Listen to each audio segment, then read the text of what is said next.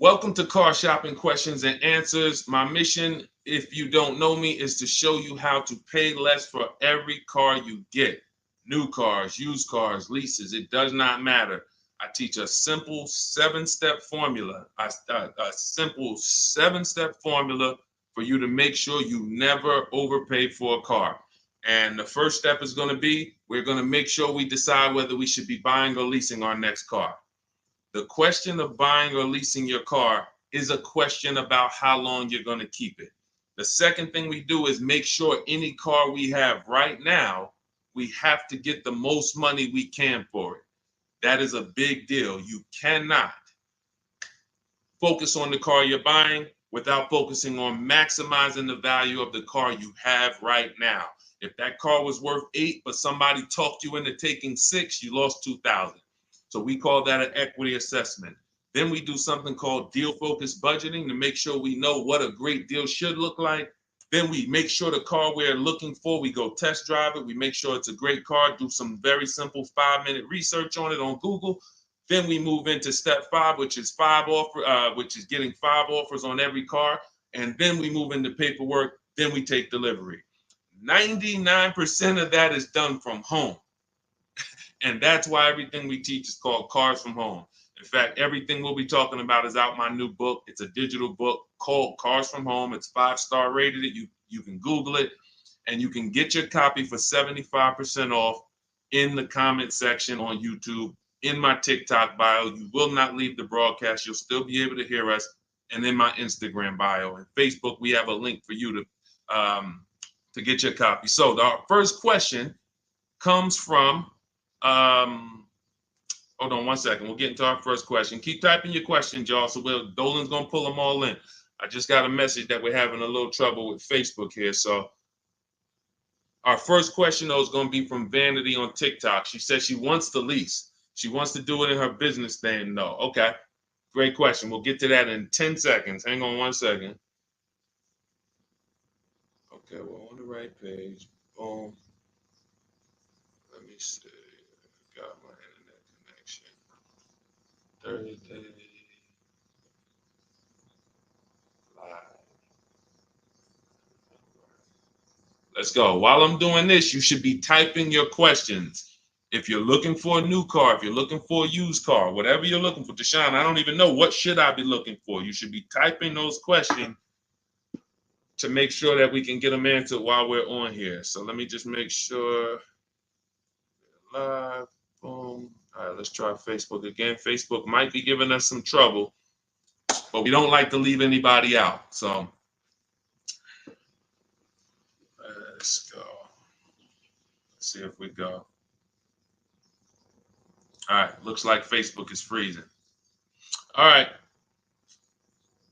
I don't think we're going to be able to get around this right now. Broadcast failed. Okay, so we'll focus on YouTube. We'll focus on TikTok. And we'll focus on Instagram for now. We'll figure out Facebook later. Okay. So, and that's a good question. We'll talk about that 50,000 mile a year. That'll be the next question, Dolan. All right. So, Vanity, you want to lease. Let's talk about who leasing is for. Matter of fact, no, you already know you want to lease. So let's focus on what you talked about, want to put it in your business name. So I used to work for Mercedes. Some of you may know that. I used to work for Mercedes for 5 years. I worked for General Motors for 5 years. That's where I started my career. And then I went to Mercedes. I worked there for 5 years. Now, we had a lot of people getting cars in their business name, realtors, people who use the car for business. And then you had commercial leases. Then you had people who did like big business. They were putting cars in their business name and they needed commercial financing. General contractors, electricians, things of that nature. Most people, that's not going to be you. You're like the realtor. You are using your car and you're trying to see, well, can I put it in an LLC? Now, here's the problem that you need to make sure this is not you. We've never seen a day where anyone can come on and make a video, and if that video scratches the people's ear, if it's like, oh, that sounds like something I want to hear, then it could do well, and it could be totally wrong. So we have people telling people you can put cars in your business name, but the car is not going to be used for business. And here's the problem. When the IRS comes to audit you, they're not going to be around. So what you need to make sure of is if you are putting your car in your business name, you're actually using it for business. If you go and you get a couple hundred or a couple $1,000s a year in write-offs because the car is in your business name, and then you're audited and they ask you, well, what do you do with the car? And you tell them, well, I deliver cakes to my customers. I have a home business, but I deliver. Okay, great. Okay, that passes the test. Talk to your accountant. Talk to your accountant about this because I'm not an accountant. But if you are a teacher and you're buying a car in your business name and you have this LLC that you haven't really kind of decided what your business plan is, but yet you're writing off mileage or writing off payments or maintenance on your car, you have nothing to prove when they come and audit you. And you're not going to be able to say, well, I saw people. So it's just going to be a bad look. It's going to be very bad for you. So let's prevent that by just making sure that if you're going to buy a car in your business name, you'll be using it for business. That's very simple. And if that's the case, then everything's easy. I didn't even know people were going to put the car in their business name until the deal was done. Most times, like, the realtors, the thing, people would just be like, okay, I'm going to put it in my LLC. Perfect. So what would happen is instead of a normal credit application, you do a business credit application and you be the personal guarantor. Now, some people may tell you, again, there's tons of videos out there. Oh, you can put a car in your business name. You don't have to guarantee it. I don't teach that stuff. I've dealt with people who had fleets of vehicles that could not get a car in their business name without personally guaranteeing it. They had 10, 15 cars. Now, after you get, they might have not known because there's people you don't need that much, but it's not just easy to do. Maybe there's one bank that does, but again, I don't teach that. So if somebody said to you, you can put your car in a business name, no problem, no signing, no personal liability, then I always say go learn from that person how to do that. What bank does it? What car can I buy to do that? But the majority of people you're going to see are putting cars in their business name because they're using it for their job or they have a company, and that's it. Buy your car, learn to get your car to pay the best price for it, and then when they ask, whose name are you putting it in? You're putting it in your LLC's name. Super simple. It's not a hard thing to do. It's really based on your credit, but let me tell you something very important. I learned this the hard way. When I worked for Mercedes-Benz, I had a guy who came in, he bought an S550 from me. And he said, putting in his business name, all good. Now we get to the point where he calls me maybe a couple weeks after, and he says, hey, did the finance manager put the car on my business name? I said, yeah, absolutely. He said, it's still showing on my personal credit. I said, really? Because the whole point of putting the car in the business name is if you have two cars in the business name, the income from the business should be making sure that those $1,000 in car payments don't come off your debt to income. Don't come from your when you go and apply for new credit. If they see, wait, you got all these car payments, we're not giving you any more credit. That's the purpose, is they should not show because they're under the business. But there are certain banks, and in 2019, Mercedes-Benz Financial was one of them, who even if you put the car in your business name, they're showing it on your credit report. And again, that wasn't a happy day for me, but the finance manager didn't know either. So it wasn't even like, it was like, so I've been telling everybody since then, if your goal is to put your car in your business name so it doesn't show on your personal credit, make sure you talk to a finance manager that works in that brand and you make sure that it is not going to show, because sometimes it does. Great question. Go ahead, Dolan. I see we got a lot more questions coming in, so let's keep it moving. What's going on, Alex Rios? Good to see you, bro. Yeah, good to see you. Vicky, good to see you, Anthony Lewis. This is from TikTok. What's the best way to buy a Tesla? So you can't negotiate a price on a new Tesla. It's one price. You're going to order the vehicle. You don't have to worry about overpaying for the vehicle. Here's what you do need to concern yourself with. How are you going to acquire it? Are you paying cash? If you're paying cash, then there's no negotiation. You go, you drop your check, no problem. If you're leasing it, you need to make sure that you're not overpaying for the lease. We have something we could see. All right, let's get into the meat and potatoes of paying less than everyone and making sure we don't actually overpay for anything. We have something, the 1% lease rule has been around forever. That means if I'm looking at a $40,000 car, when I shop, if I get a payment under $400 with no money out of pocket, it's a steal. In my book, I call that the steal. We have 3 different types of lease outcomes. The steal is 1% or less. The deal is between 1% and 1.5.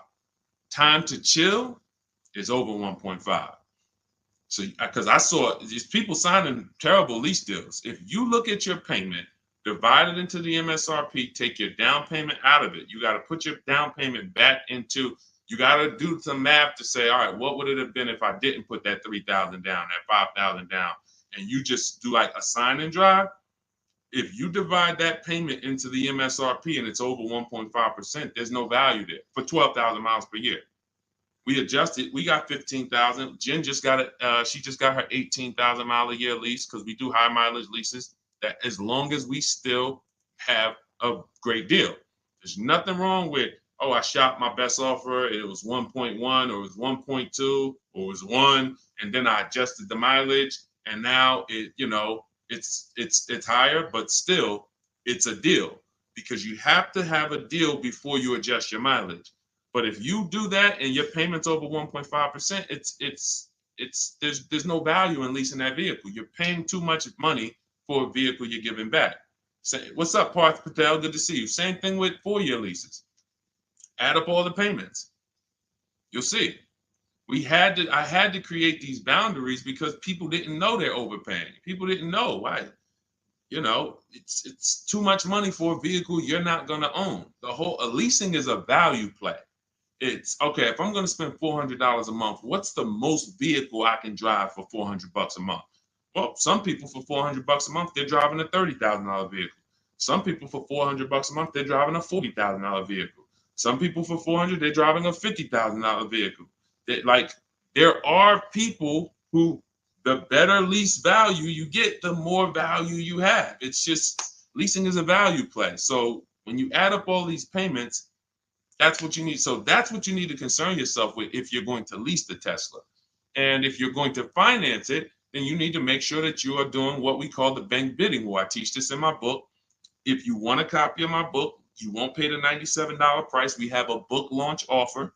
It's 75% off. You can get your copy in the comment section on TikTok, on YouTube, or in my TikTok bios, or in my Instagram bio. It'll be in your inbox in literally 2 seconds. In fact, as soon as you pay, on that thank you page, you get 2 very important things. One is the link to open the book. I also email you a copy. And then I tell you, screenshot that page so that you can have the support email. I also have the support email for my team on the screen here on YouTube. This is only for book deliveries. Do not write us with questions. We have, this is how we help people. We have our boundaries of how we help people.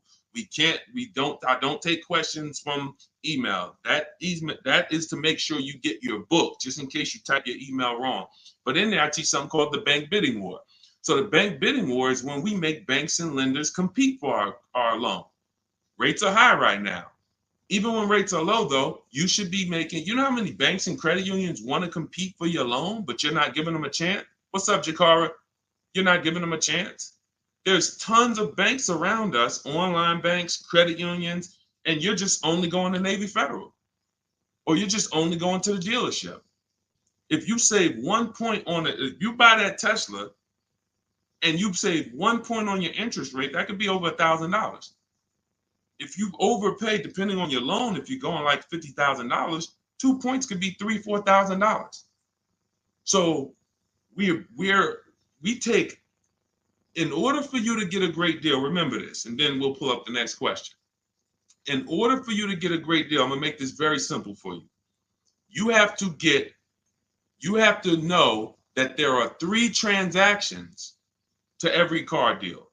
Not every, but if you have a car to replace, when you trade a car to a dealership, that's 1 transaction. That's why there are companies out here that want to buy cars. They don't even sell cars. They just want to buy them. They're wholesalers, and then we have companies that want to buy cars. They don't care if you buy a car from them. They just say, "Can we buy your old car?" That's one transaction. Then there are banks who want to lend to you. They don't sell cars. Hey, if we could just, can we just get in on your loan? Will you give us a chance to? That's another transaction. And then buying your car from someone, that's a third transaction. So in order for you, so when you say, all right, I need to make sure I guarantee I got the best deal, then you need to start doing what we do, which is understand there's 3 transactions and bid each one out. You can't negotiate your way to a great deal, but you can bid your way to a great deal. We get tons of bids when we're selling our cars. People who come, look at our car, looks great. They go to the accounting department, write a check. Here you go. Enjoy. Then we bid out our bank, our loan. Hey, and they allow you to do this. The dealers don't want you to know this. The banks don't even want you to know this. The banks really don't want you to know this. They allow you to bid out your loan. You can have 15, 20 lenders within a certain period of time. We do it. It takes us 2 days. Once you get your car, you can have multiple lenders access your credit and give you loan offers. Multiple lenders. That doesn't mean you go to dealership to dealership to dealership and let them all run your credit. That's not rate shopping. That's car shopping. That when they look at your credit report, they're like, okay, this person's going to every dealership they can and just letting everybody run their credit. That'll drop your credit. But finding a car, locking it up, in your case, it's going to be a Tesla, if that's where you go, and then coming home and saying, okay, now let me let Chase run this. Now let me let community credit unions get a shot at it. Now let me let Navy Federal. And hey, now let me let Lightstream. And I have resources I recommend in my bank. In my book. No one pays me. None of these companies pay me. I hold myself to being a journalist in the purest sense. No one's paying me to get mentioned. This is who we use. This is who I use. So we have to know who these companies are and give them a shot at our business. And then we see, then the dealer might have 13 more banks. Then some people would say, oh, I don't let dealers run my credit. Well, you don't realize something. Dealers have tons of leverage with banks. Dealers can call because they give banks millions of dollars in loans a month. So they can call if they're trying to beat a rate. If you come in, hey, this is my rate, 6.2. Oh, listen, I need to beat this rate. The problem is when you go and let them be your first offer. So when you get your Tesla, if that's what you decide to do, you need to make sure if you have an old car, you're bidding that out. CarMax, Driveway, Carvana, Kelly's Blue Book Instant Cash Offer, AutoNation, and Car Gurus, 6 offers in 20 minutes. Competing offers. CarMax, I'm going to say that again. Listen, everybody who's been on the stream, again, if this is your first time here, type the number 1. But even if you go credit union, see, understand, somebody said go credit union. If you're not making people compete, you can't. If you came out your credit union and you said, all right, I just got a loan here. If I said, hey, bet me $1,000 you couldn't get a better rate, would you take the bet? Probably not. Because you only let one person have a shot at your business. You don't know if this other credit union could have beat that. You don't know if Chase Manhattan could have beat that. You don't know if you did. There's 20 people that want to do business. So just to go in and say, all right, well, that's the credit union, I'm going to go with them. If they win the bid, then they got the business. But welcome to the first time people. What we do here is we bid. And you're going to learn that that's the easiest thing in the world. That's why car shopping from us. Look at people like Tote, BMW, $54,000 BMW, $690 a month, 1.26. She did it from home. Did it from home. Ended up saving $8,500 off, including the rebate. $8,500. Look, Benita, during the pandemic, I would love to honestly get someone on here who leased a Kia Telluride during the pandemic. I would love to see if your paperwork, if you did a no money down deal, I guarantee you're paying $800 a month, 700, 800, potentially 900 a month. Bonita got hers for 600 a month. Look, I always keep hers because some of you say, Deshone, when is the market going to get better? We've been making below market deals when there was blood in the street. That's it. As long as you know how to make people bid, you're going to get below market deals no matter what the market does. That's what, type a light bulb or type dollar signs if that clicks. The market wants you at the mercy of it. The market wants you thinking, well, all right, I think I'm gonna go in, Labor Day. All right, I know the holidays are coming up. That's marketing.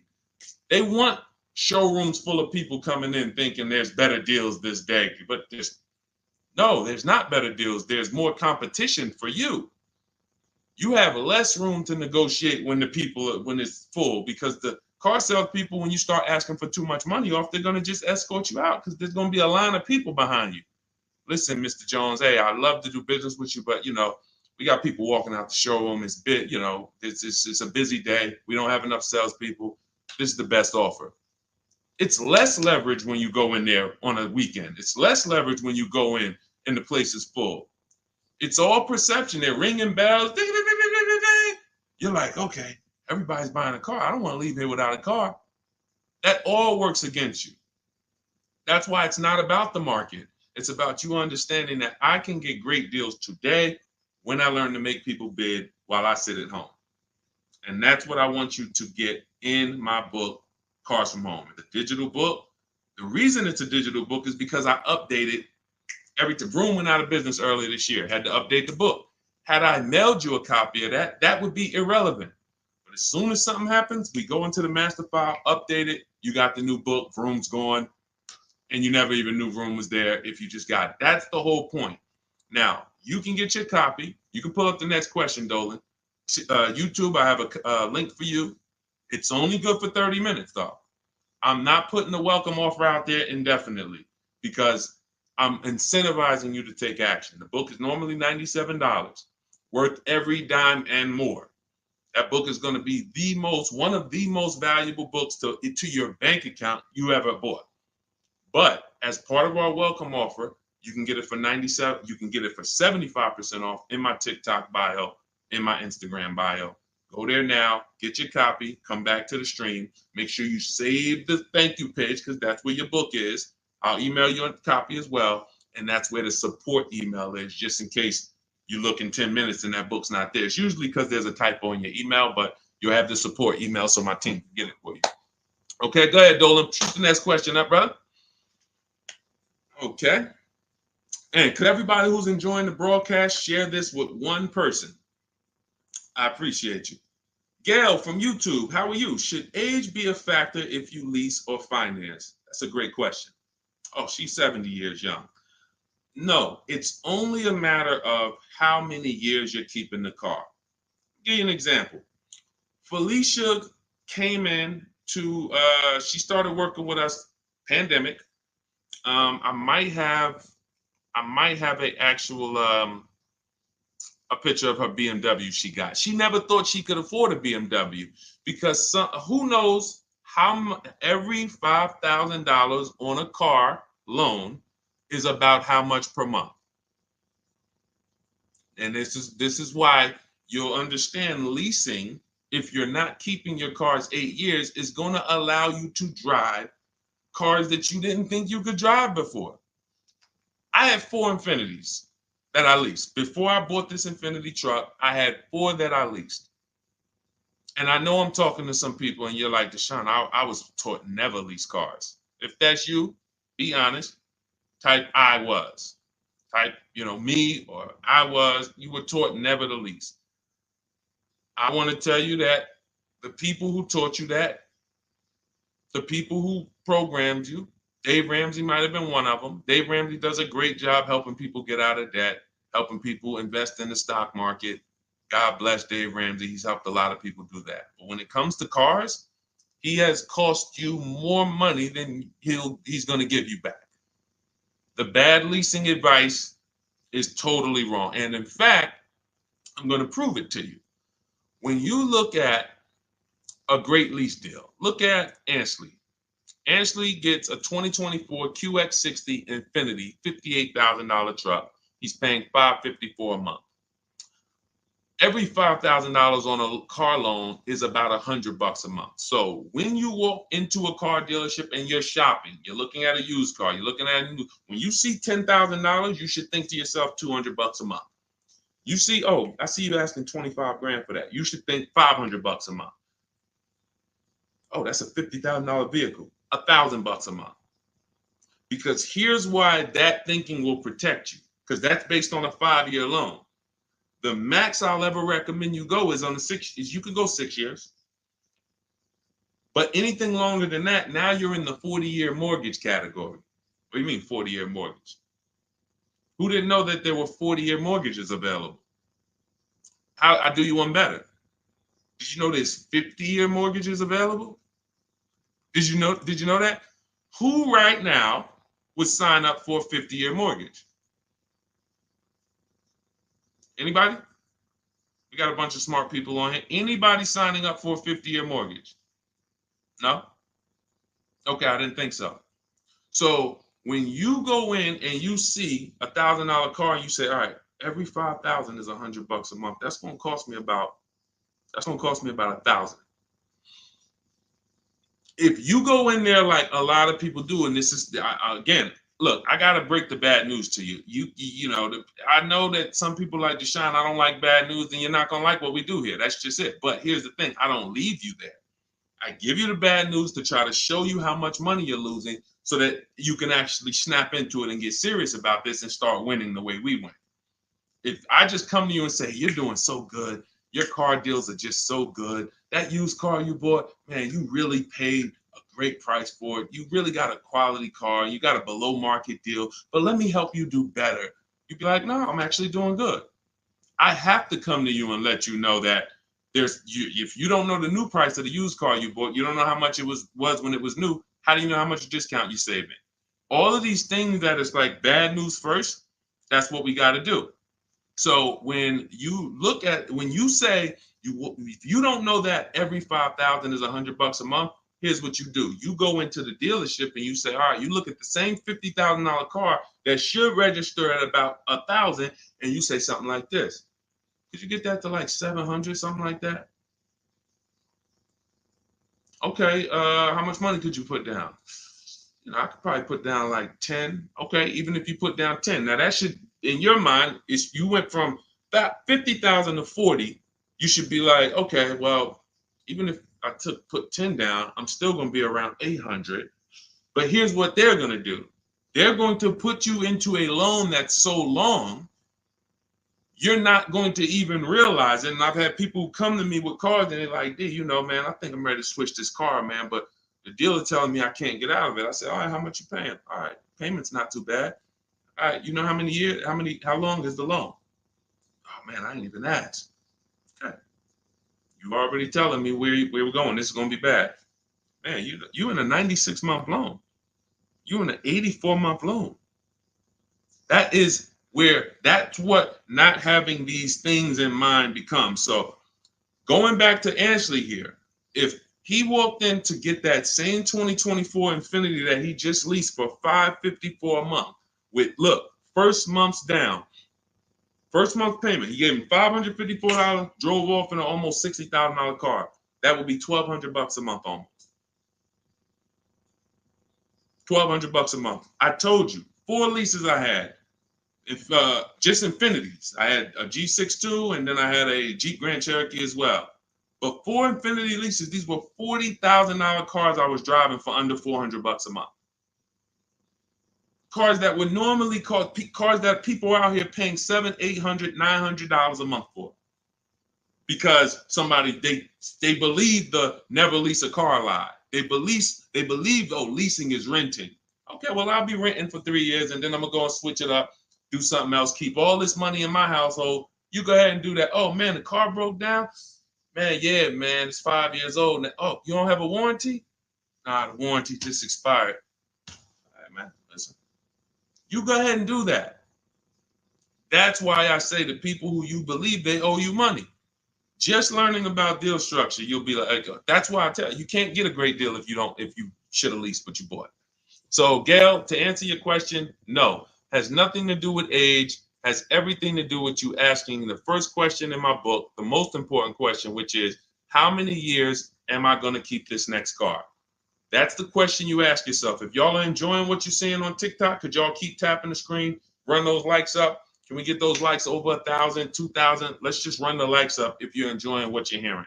That's the issue. You always ask yourself, this is the question you ask yourself, all of you who are car shopping right now, how many years am I keeping the next vehicle?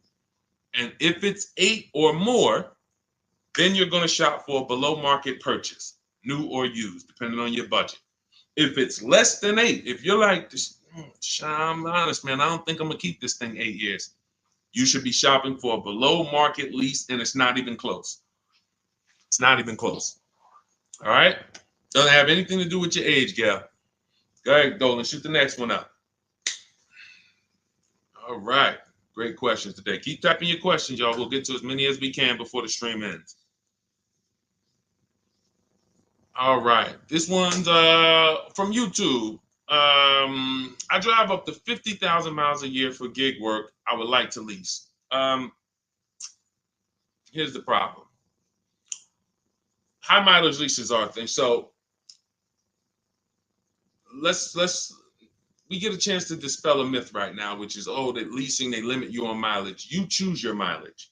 Most vehicles will write you a lease contract up to 30,000 miles per year. And I learned this when I was a manager at Hyundai for 6 weeks. It was a rough dealership. It was on the highway. People were fighting in the back, drugs in the back. It was rough. So 6 weeks I was there, and then I was like, all right, this ain't for me. But in that time, I learned something that I had never learned before, being with GM and with Mercedes. Person comes in, they drop off their lease, and they're like, I go in, we got to get the mileage off the car. And I see it's like 72,000 miles on the car. And I said, wait a minute, hold on. You lease this? He said, yeah, I always lease, because every time I used to buy my cars, I come back 3 years, 4 years, I always had tons of negative equity. I had to write a big check or roll that over, which I know because this is what I was doing with my clients. Every single car, hey, you got like $8,000 negative equity. You got to roll that over. But once I saw how he was doing it, I said, wait, hold on. I looked at his contract. He was only paying like $175 more a month than the normal lease rate. Literally $175 more per month. He gets 25,000 miles a year. And I'm like, this is great. Because $175 per month more times 3 years is much less than if he brought that car back and had to write a $12,000 had $12,000 in negative equity, which a lot of you high mileage drivers continue to have. You have the worst negative equity more than anyone. Normal drivers who buy, but they should be leasing, they're going to have $5,000-10,000 in negative equity. High mileage drivers, you guys could have 10 to 15, 18,000 because you're depreciating the value of your cars. Your car's value is like this, but your loan is just moving very slow. So that's when I started telling people about high mileage leases. Now, I haven't, in your particular case, what I would probably recommend, I have 2 high mileage strategies in my book for short-term people. One is a high mileage lease. One is something I call two cars, one payment. 2 cars, one payment is I'm going to buy my first car, or you may own a car now, and you're going to pay that car off. So let's say I'm you and I'm putting 50,000 miles on the car. You should be, quite honestly, paying these cars off sooner than later. You shouldn't be taking 5- and 6-year loans like everyone else, because I would assume with you putting 50,000 miles a year on a vehicle, that vehicle is making you money. So what you're doing when you take a long loan is you're just pushing your losses to the back.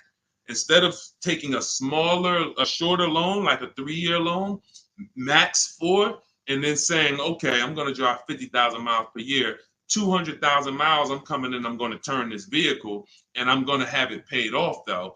What you're doing is say, all right, I want a lower payment. Instead of a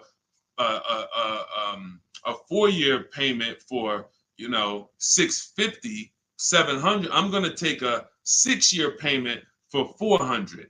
So what you're doing, you think you're winning, but you're actually losing, because it's like that extra $250, $300 a month you're making is actually not profit. You're just pushing you're pushing your losses to the back, because when you come back in 4 years and that vehicle has 200,000 miles on it, it's going to be worthless, but your loan is going to be like 17 grand still. You're going to owe so much more money, and you're like, wow, what do I do with this now? You have to roll it over. So the solution would be to take a shorter loan, take a shorter loan, and then turn the cars when you're ready to. They're paid off though. So it's a couple years old, it might be worth 5 grand, 7 grand. So now instead of you actually having negative equity, taking losses in the back end, pushing that loss to your next vehicle because you're rolling it over, you actually have an asset now, 5 grand, 6 grand, 8, that you can use towards your next car. But it's all about knowing I'm going to take less profit per month.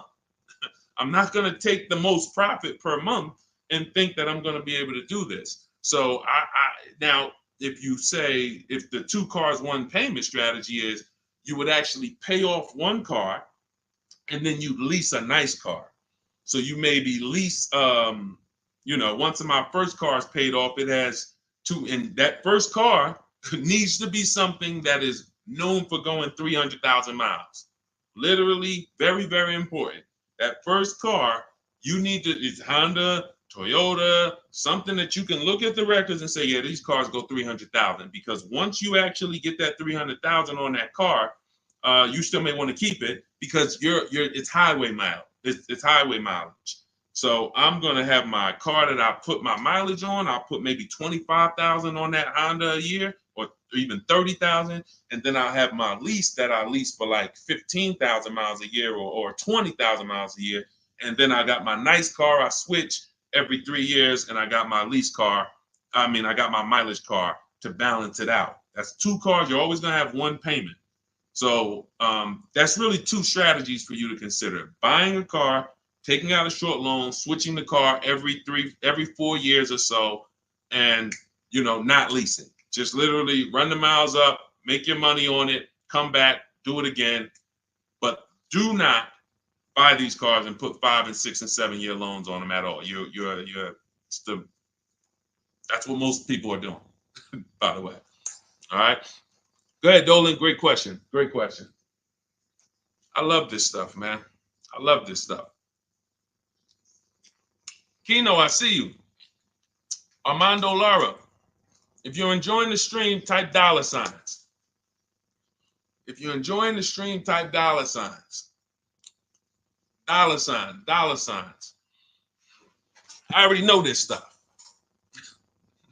I already know this stuff. I need you to know it.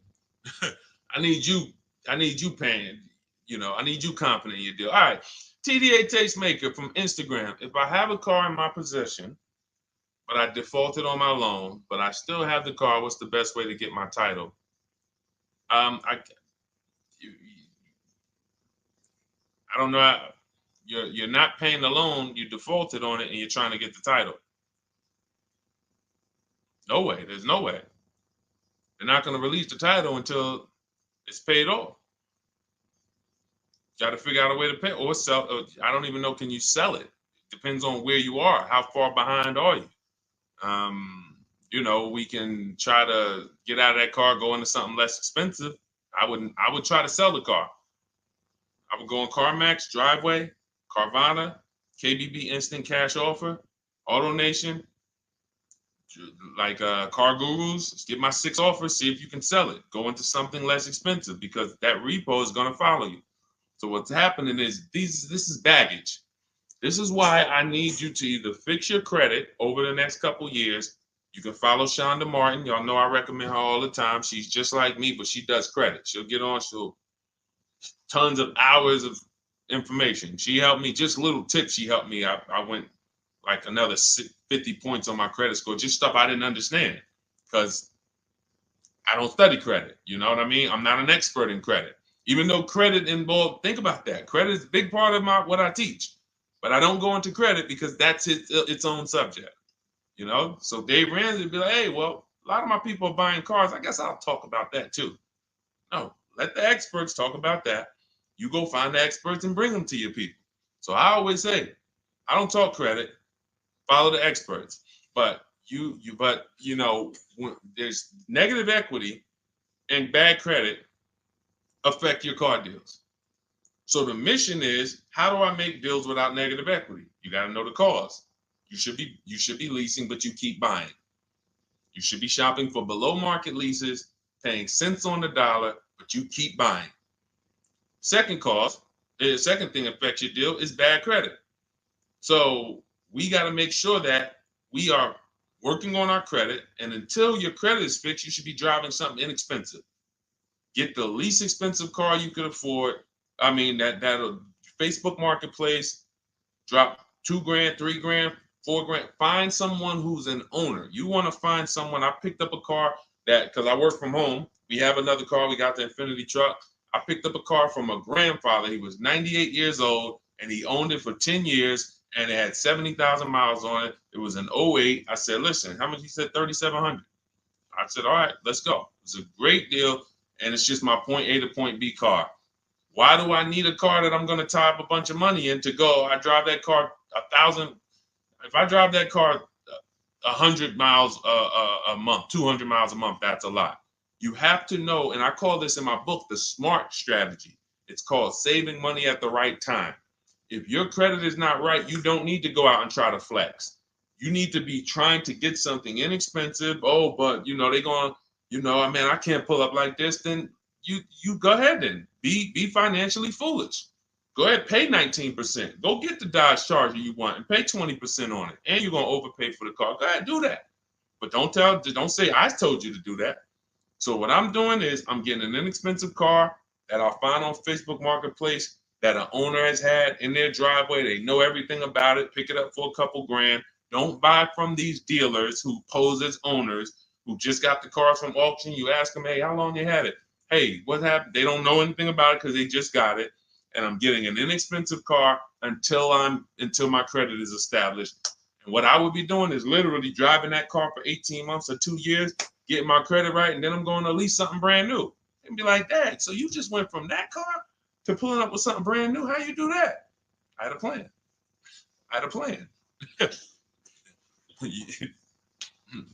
how we do. So all of this, everything I'm teaching is out my new book. It's called Cars from Home, 7 Steps to Saving Time, Money, and Avoiding Dealerships. It's normally $97. You can Google it. It's 5-star rated. I think we have, how many ratings do we have now?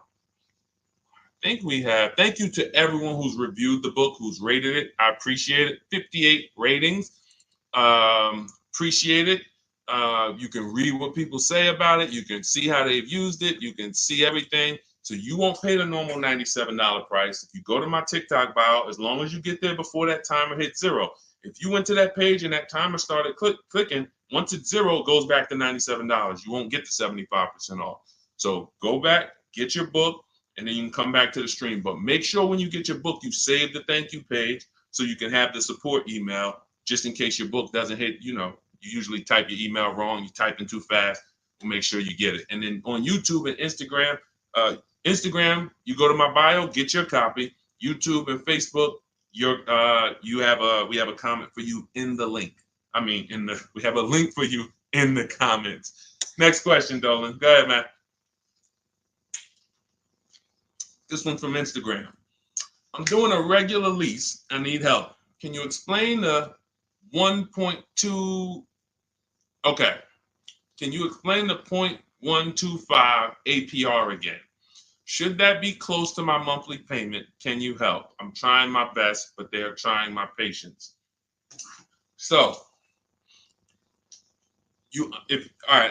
first thing you're going to understand is the 1% rule.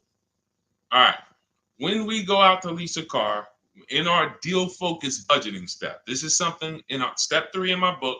It's 7 steps. It's called deal focused budgeting.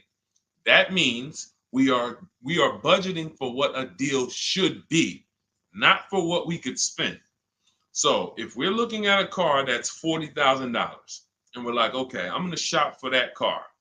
When we're basing everything on the 1% rule, which is 1%, a 1% payment is 0.01, 0.01, $400.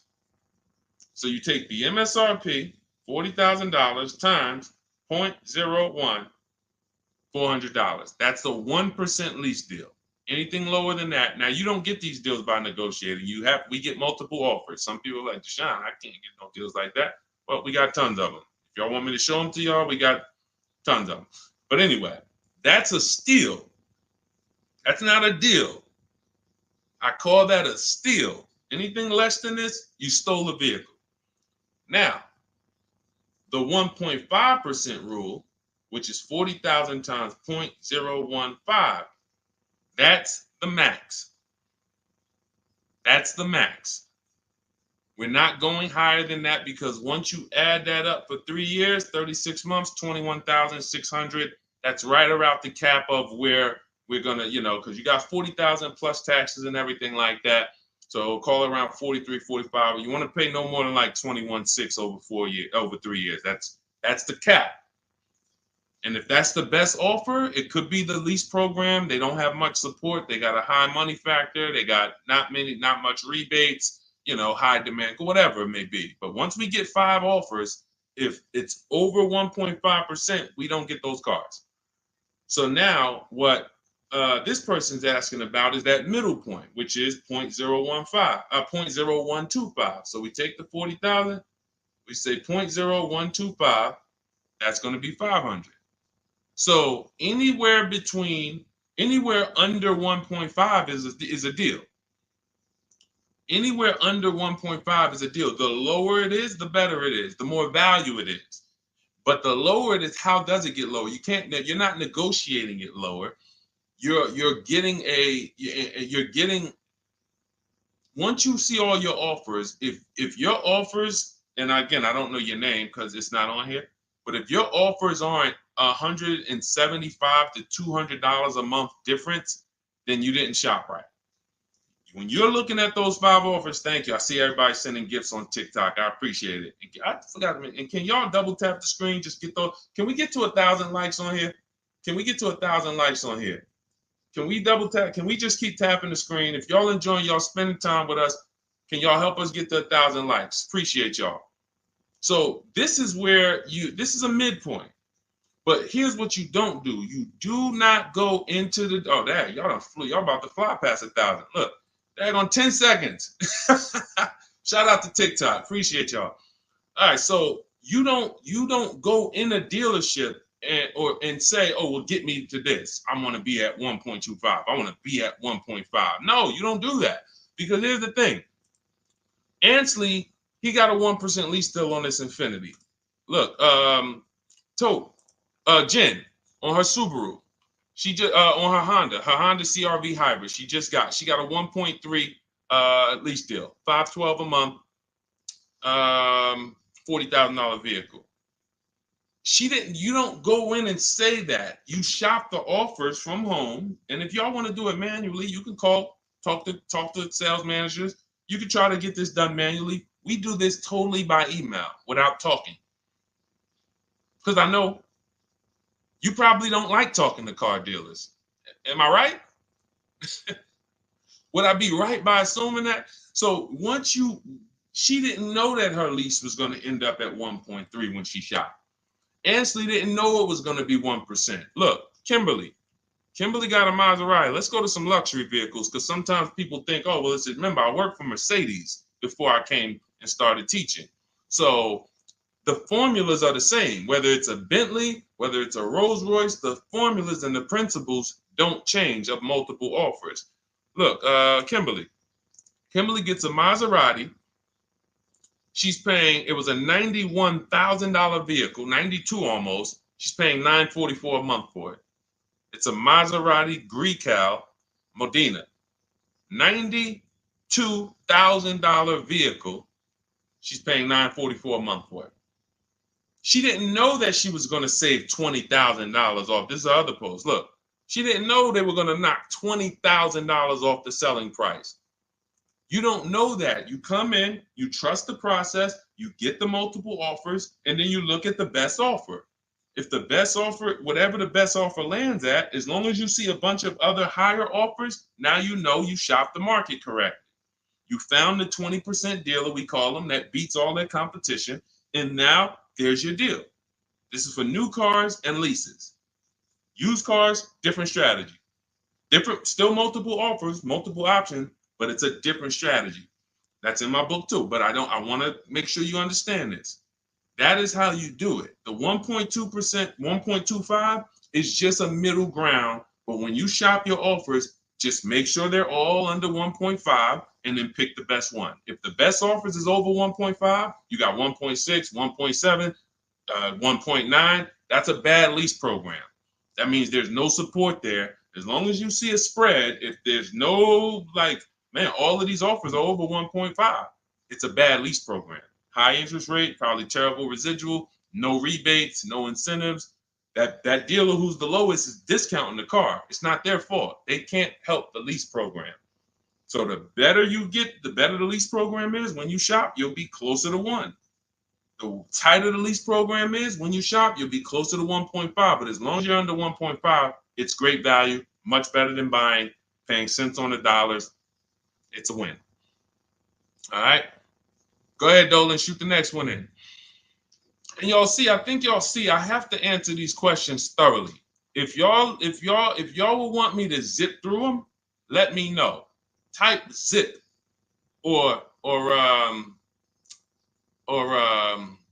type either Z for zip through or D for details.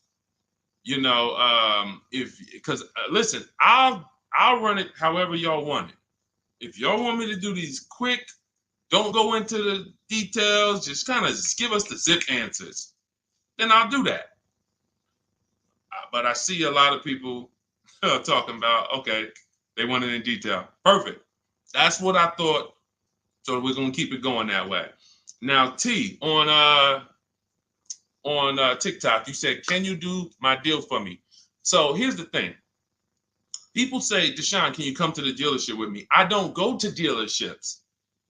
That I'm trying to get you not to go to dealerships. So, but we do have a look. If you can go to my TikTok bio, you can see there's a button there that says "Shop with Deshone," and you can see if you qualify to shop with me. Because everything I do is from right here until we go test drive. Until we go test drive. So, but if you want to learn how to do what I do right here, and you want to do it together, go see if we qualify to shop with each other. I don't shop with everybody though. I can't. So go there. That's a separate thing. And let's go. I think we got time for a few more. This one's from Instagram. I'm looking at a 2024 Mazda CX-5, $39,445. I see a fee listed. What is silent security? That's what 80% of dealers do. See, don't try to change 80% of dealers. They are going to actually charge you as much as they can. When you negotiate with them, they're going to say, this is my best price. They're not lying to you. That's their best price. That's not their competition's best price. So when you're sitting at home, unfortunately, I think you could be from this mindset. Deshone, aren't all the Mazda dealer prices the same? There are people who think that. There are people who think like, okay, it's like the Apple store. Like Apple store next to me, Apple store in Santa Clara, California, Apple store in here, it's gonna be, these are all the same price. I'm gonna just deal with who's closer. It's like McDonald's, right?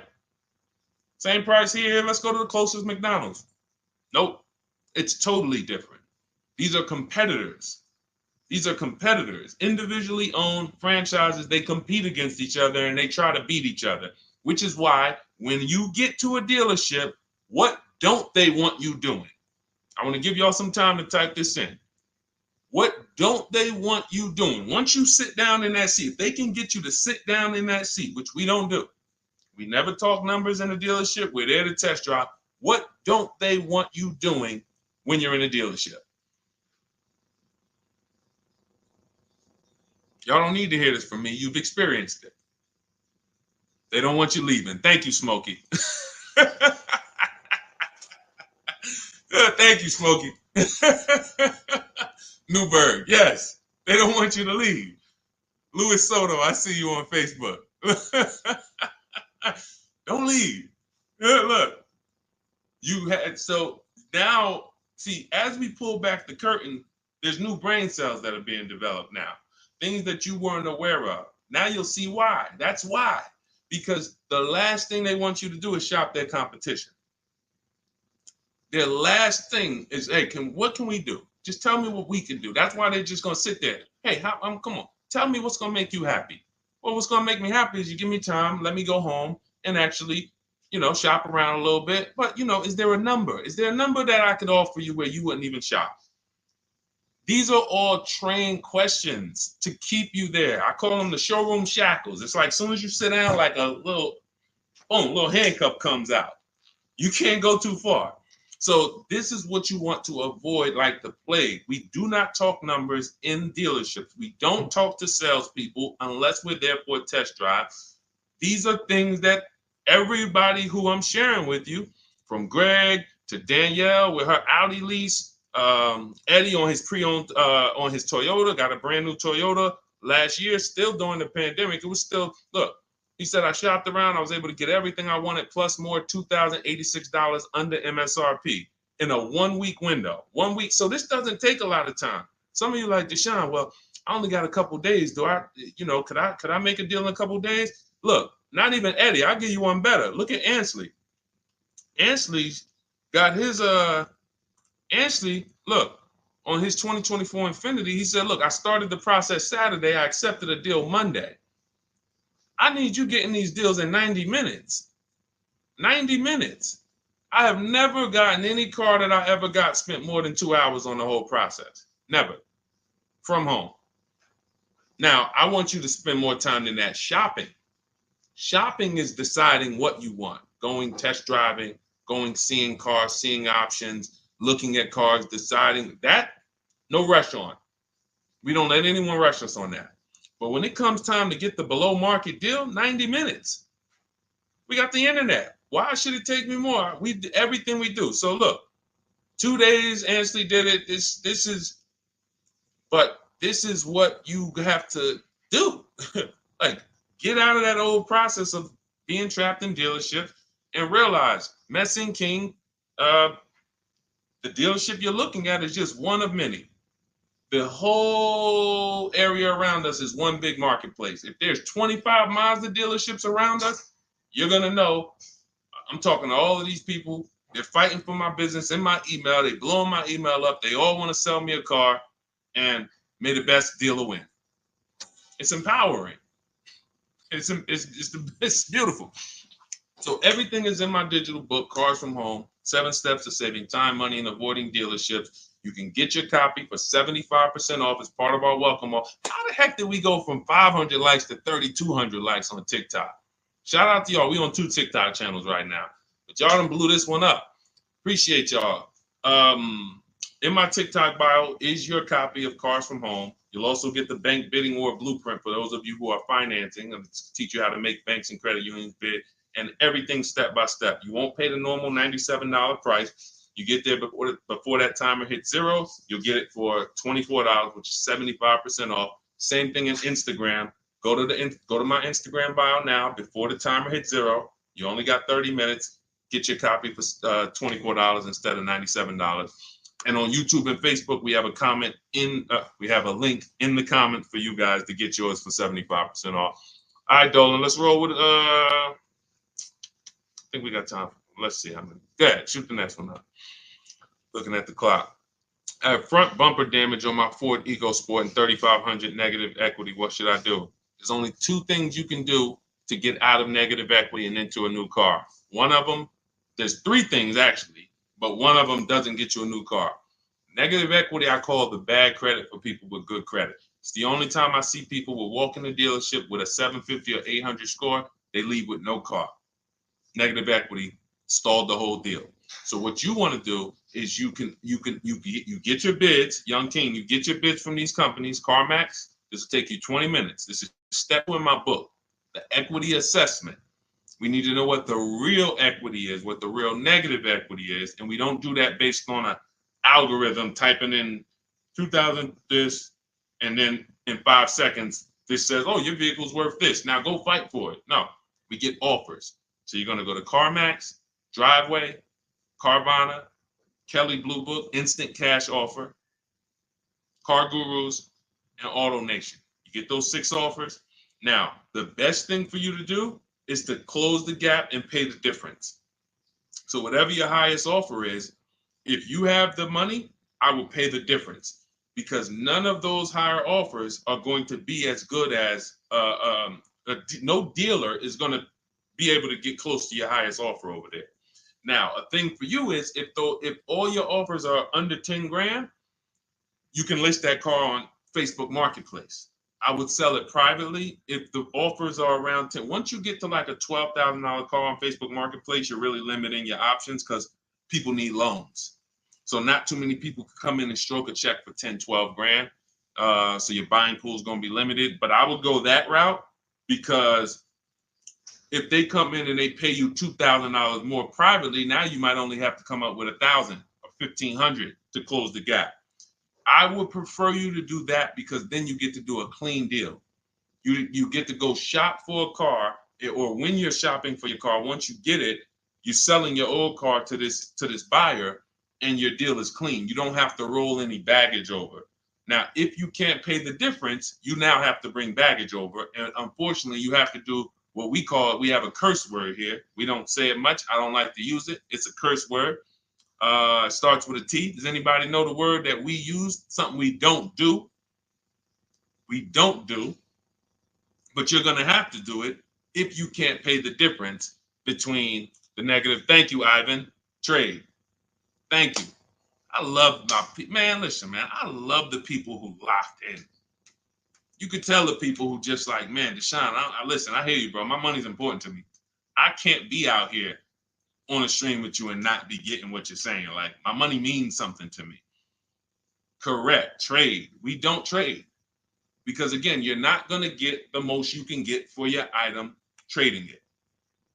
You get the most doing what I told you to do over the last 90 seconds, which is putting it on the market, multiple offers, competing, blah, blah, blah, blah, blah.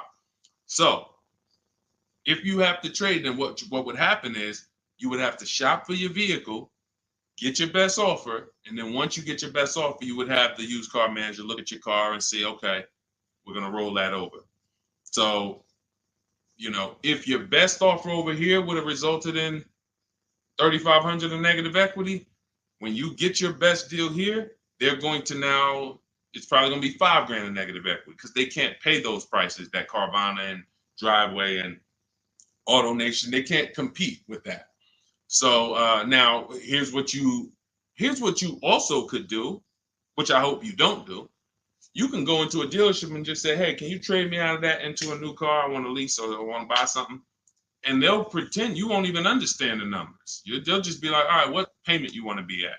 You won't understand how much negative equity you have. You won't even understand that. Yo, dad, y'all, how I end up with 6,000 negative equity from y'all? Oh, because you just let them merge the deal. You gave them 2 chances. So what we do is we shop for our new car, get our bids, or if we're looking at a used car, we use my multiple marketplace strategy in my book. We get our deal. We find our best used car. Once we lock it up, now we already know those prices. We know what our all-in price looks like, because whenever we get a price, we get it all in, taxes, everything in. And now it's like, all right, can you tell me how much you would pay me for my car? So now it's like, oh, okay. Now you can see, oh, it's 3,200 in negative equity. You need to see the numbers. You don't need to. I want you to see them so that no one can be pulling the wool over your eyes when it should have been 3,200 in negative equity, but they're going to turn it into 6 because you just came in and said, all right, y'all get me into a car. Just make the payment nice. So we always separate our transactions and bid them out, even if we have negative equity. That's not going to change. But in your particular case, if you have too much negative equity, you can't pay the difference. You lose the ability to bid out your car, which is a major part of what we do. We bid out our car so we can maximize that. If you can't pay the difference, you now have to trade, and one step of the bidding process you can't do, which is why I say stay out of negative equity. You should be going into a lease. It's no way. Only people who should be going from negative equity to another finance is if you had an emergency. which means like, okay, Deshone, I had a small car and my wife just had twins. Like, you know, I had a two-seater, I had a coupe. She's having twins. Now we need a bigger car. I was going to keep it 8 years. I was going to keep the car 8 years, pay it off, keep it. But now this doesn't work for me anymore. The next car you buy needs to be kept 8 years, because if you go from negative equity, go finance another car, not lease it, and then take out another 6-year loan, and then 3-4 years in, you're like, okay, I'm gonna switch again. Now more negative equity. Instead of 35, you're gonna be at like 7 or more. And then, oh, let's roll that over. And it's just a repetitive cycle of always having a car payment, never paying the car off, and always have it paying for your old car in your new car. Negative equity, the devil to your car deals. The bad credit for people with good credit. Stay out of it. Learn to lease. All right, y'all. Listen, we just hit the hour mark. Great job. Thanks for everybody who tapped in. I hope you got a lot of value out of this. Again, some of you who are like, Deshone, I need the blueprint. I want everything you teach step by step. Walk me through each play. My book is called 7 Steps to Saving Time, Money, and Avoiding Dealerships. It's a digital book. It'll be in your inbox in literally 2 minutes. Go to my TikTok bio, use the 75% off link. Go there, you'll have it. But make sure as soon as you activate that link, Instagram too, you screenshot the thank you page. As soon as you pay, you get the thank you page has the book. You scroll down, it says click here to open your book. I also email you a copy, but I want you to have that support email just in case you type your email wrong or something and it's not there. You can get in touch with my support team so you can get your book immediately. YouTube, we have a link for you, as well as Facebook in the comments. Use the 75% off link. You won't pay the $97 price. But again, if you missed it, and that you was like, Deshone, I went there and that countdown is 0. It's back up to $97. It was a 30-minute offer, and I've been saying that for the last hour I've been on here. So it's still worth it at $97. There's no one who's going to get that book, use it, and be like, Deshone, that wasn't worth $97. You'll be like, Deshone, this is, I got a bunch of books on here. I'm going to end with this. I got a bunch of books on here. I'm going to be honest with y'all. I can't tell you if any of these books are actually saving me thousands of dollars. A couple. I got some good ones. Don't get me wrong. This will be a book, when you look at all the books you ever got, this will be top 3, guaranteed. Where you said, this book saved me more money than any other book that I own. Top 3. That's Cars from Home. And that's the standard we hold it to. It's already 5-star rated. And if you use it already, please go to Goodreads and add to the ratings. We love to see it. All right. I'll see y'all on the next stream. It's always a pleasure. God bless you. Keep winning. And make sure you send me your success stories by email. I want to see your car deals. All right. God bless.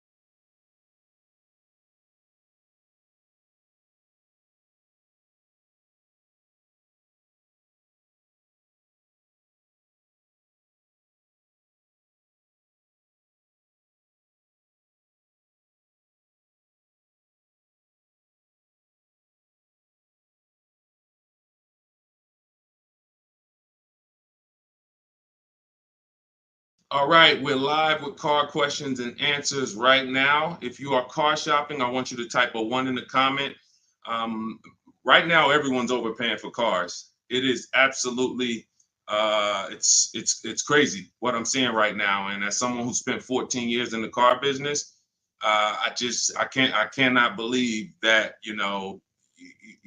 people used to take car buying. People used to get okay deals. Back then, people weren't getting, hammered the way they're getting hammered now. But I see these deals. I get DMs all the time. People are sending me the prices they're paying, and I can't believe it, and I want to stop it.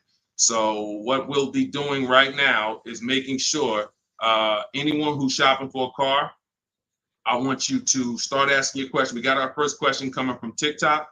As you come in, share the broadcast with some, if you enjoy it, if you're enjoying what you're hearing as we talk over the next hour, tag someone in, because most likely one of the people that I'm talking about who's out here overpaying for cars is someone you know.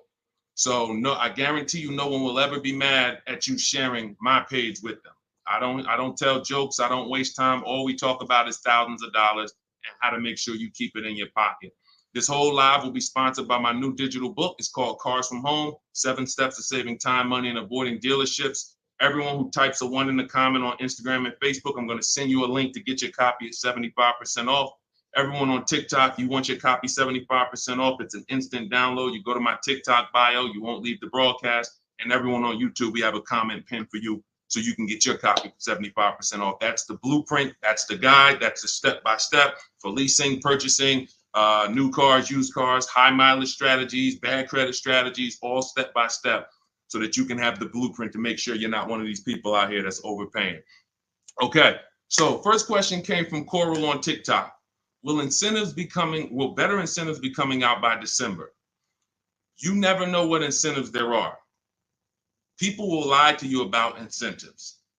And in fact, when you walk into a dealership, if you ask them, do you have any incentives this month? What do you think they're going to say? Even if they don't have any, they're going to say yes. Because they're never going to say, no, we don't have any, come back next month. You'll never hear that. So how do we know what the real incentives are? And just so I can be clear, because I want to talk in a way for the most, even if we got high schoolers on here coming out of high school and want their first car, I want to talk in a way you can understand this. In fact, you might get this more than some of the adults who've been programmed a little harder because, you know, they've been doing the same thing for years. Incentives or rebates and low interest rates and anything the manufacturer puts on a car to help it sell more. So it could be a military rebate. It could be a conquest rebate. Conquest rebate is a rebate for a competitor's car you own. So if you're buying a Lincoln and you have a Jaguar, they might have a conquest rebate, a loyalty rebate, dealer cash, which is not a rebate. It's just literally cash that the dealers get to make deals with. It might be $1,000, $3,000 dealer cash. Federal rebates, we're seeing a lot of that with electric vehicles. There's no obligation for them to tell you about any of this stuff. If you go in there and you get a car and you didn't know any of this stuff existed, it's buyer beware. You lost. You don't get to sue anybody and say, wait, guys, I found out you guys had $7,000 in rebates you didn't tell me about. That's why it's our job to make sure we are getting the actual rebates. And how do we get it? We must shop multiple offers. Any car, and right now I'm talking to people. This is a new car and used. Some of the questions that we're going to get are going to be for new cars, leases. Some of them are going to be for used cars. This is a new car question. This is a lease question. Anytime you hear somebody really focusing on incentives, the only incentives you really get for used cars is if you're buying a certified used car, you might see a low interest rate. That's really one of the only incentives. A certified Honda might have a 1.9 interest rate. You're not going to see that. You're not going to see any rebates off a used car. But when it comes to new cars, oh my God, like I said, you could be $5,000, $10,000, $15,000 in rebates. In fact, Sean right here, check this out. Sean, who picked up his F-150 Lightning, I'm showing it on YouTube. So I know you guys on the other platforms can't see it, but on YouTube, Sean got an F-150 Lightning and the rebates totaled $15,500. When I worked for Mercedes, I sold a Maybach. It's actually called Maybach, but you know, most of you guys probably know it as Maybach. It had a $20,000 rebate on it. So if you come in there, somebody asked yesterday, we were live streaming, right? And the guy's like, how do I get them the invoice price? Invoice price, that's 2004 internet stuff. Without knowing that you're getting the biggest discount and all the rebates, you got nothing. And that's what you need to know. How do you do it? You got to realize 4 out of 5 dealers are going to lie to you. They're not going to tell you about all the rebates. They're not going to tell you about some of the rebates. They might say, hey, we don't have any rebate. And then later they'll bring them. The only way for you to get them is for you to get multiple offers so that you can see that. I always suggest 5 offers. I have a strategy in my book called the 25 to 5, where we connect with 25 dealers online. That gets us 5 offers. If you want to do it manually, you can pick up the phone, you can call, only ask for sales managers. Do not deal with salesmen if you are going to do this, because then you're going to be, I'm telling you, I spent 14 years in this business. Only if you're going to do it my way, you'll do it only by internet, no talking. If you're not getting the book, if you don't have my book, then you say, all right, I'm going to do it the manual way. Call, only speak to sales managers, or your life is going to be hell trying to get these offers. And you need to get at least 5, because as I said, once you get one offer and you be like, oh, wait, this person took off $1,000. That's their best offer. Then you get another offer. Wait, this person took off $3,000. That's their best offer. Oh, this person said it's $3,000 rebates and they took off another $3,000. They saved me $6,000. Oh, that's their best offer. Then you're going to start to see how people are out here overpaying, because they're not shopping multiple offers. They're getting one quote, going into their local dealer and saying, okay, do the best you can. And then they're signing just the deal, feeling, oh, I negotiated for 6 hours. This got to be a good deal. No, it's not. So you must, don't worry about what a day, Coral. Don't worry about, oh, the incentives will be good in December. Shop now, see what the incentives are now, and then shop them again next month and see if they change. And then in the holiday time, shop them again. But you're doing this by phone, or in my case, we do it by email. You're never going to be able to do this going into dealers. And I think for those of you if this is your first time on a broadcast with me, type first. First time you've ever been on a live stream with me, type first, because you may not be familiar with anything we teach here. Anything we teach here. And so this is going to be an unlearning process for you. I see you, Arlie. Good to see you. Okay, I see you, user 609. You don't have a name, so I see you, Nadine. Welcome. I see you, 357 Scene. I see you, I Spent Cinematic on Instagram. I see you, Just Too Blessed on Instagram. All right, well, type up everybody who's been with us for a while. I want you to type welcome to all the first-time people.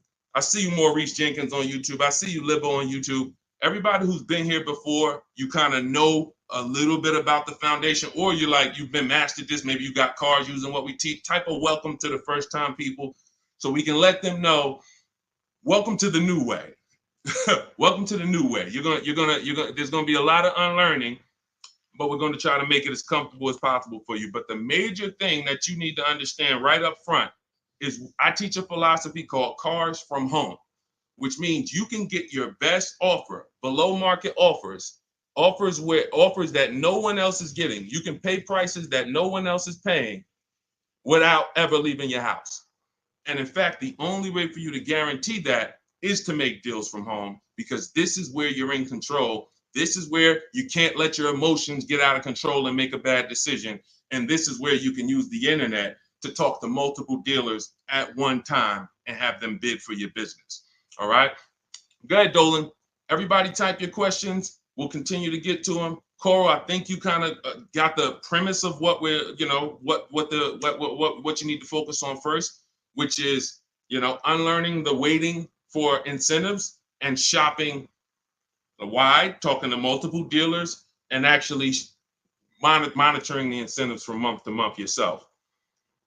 Okay, what's up, D? This is Maurice from YouTube. What's up, D? I want a pickup truck. I like the Chevy Silverado. Okay, I know you said not to lease a vehicle you like. Okay. When did I say that?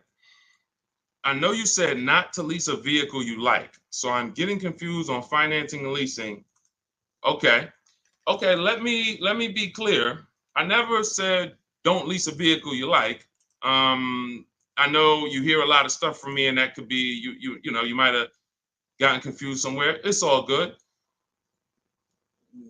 Here's how who's ready to finally put the leasing versus buying to bed forever.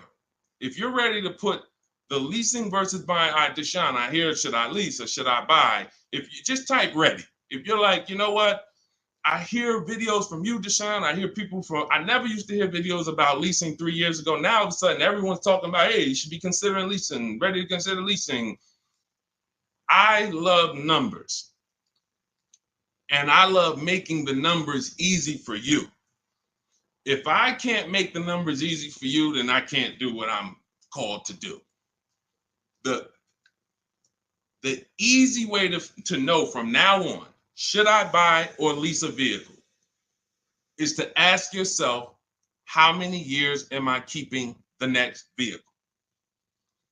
When you're considering a lease, you're considering how you're going to beat depreciation. I see y'all tapping the screen. Every time you hear something on TikTok you like, just double tap the screen and y'all keep running those likes up. I appreciate it.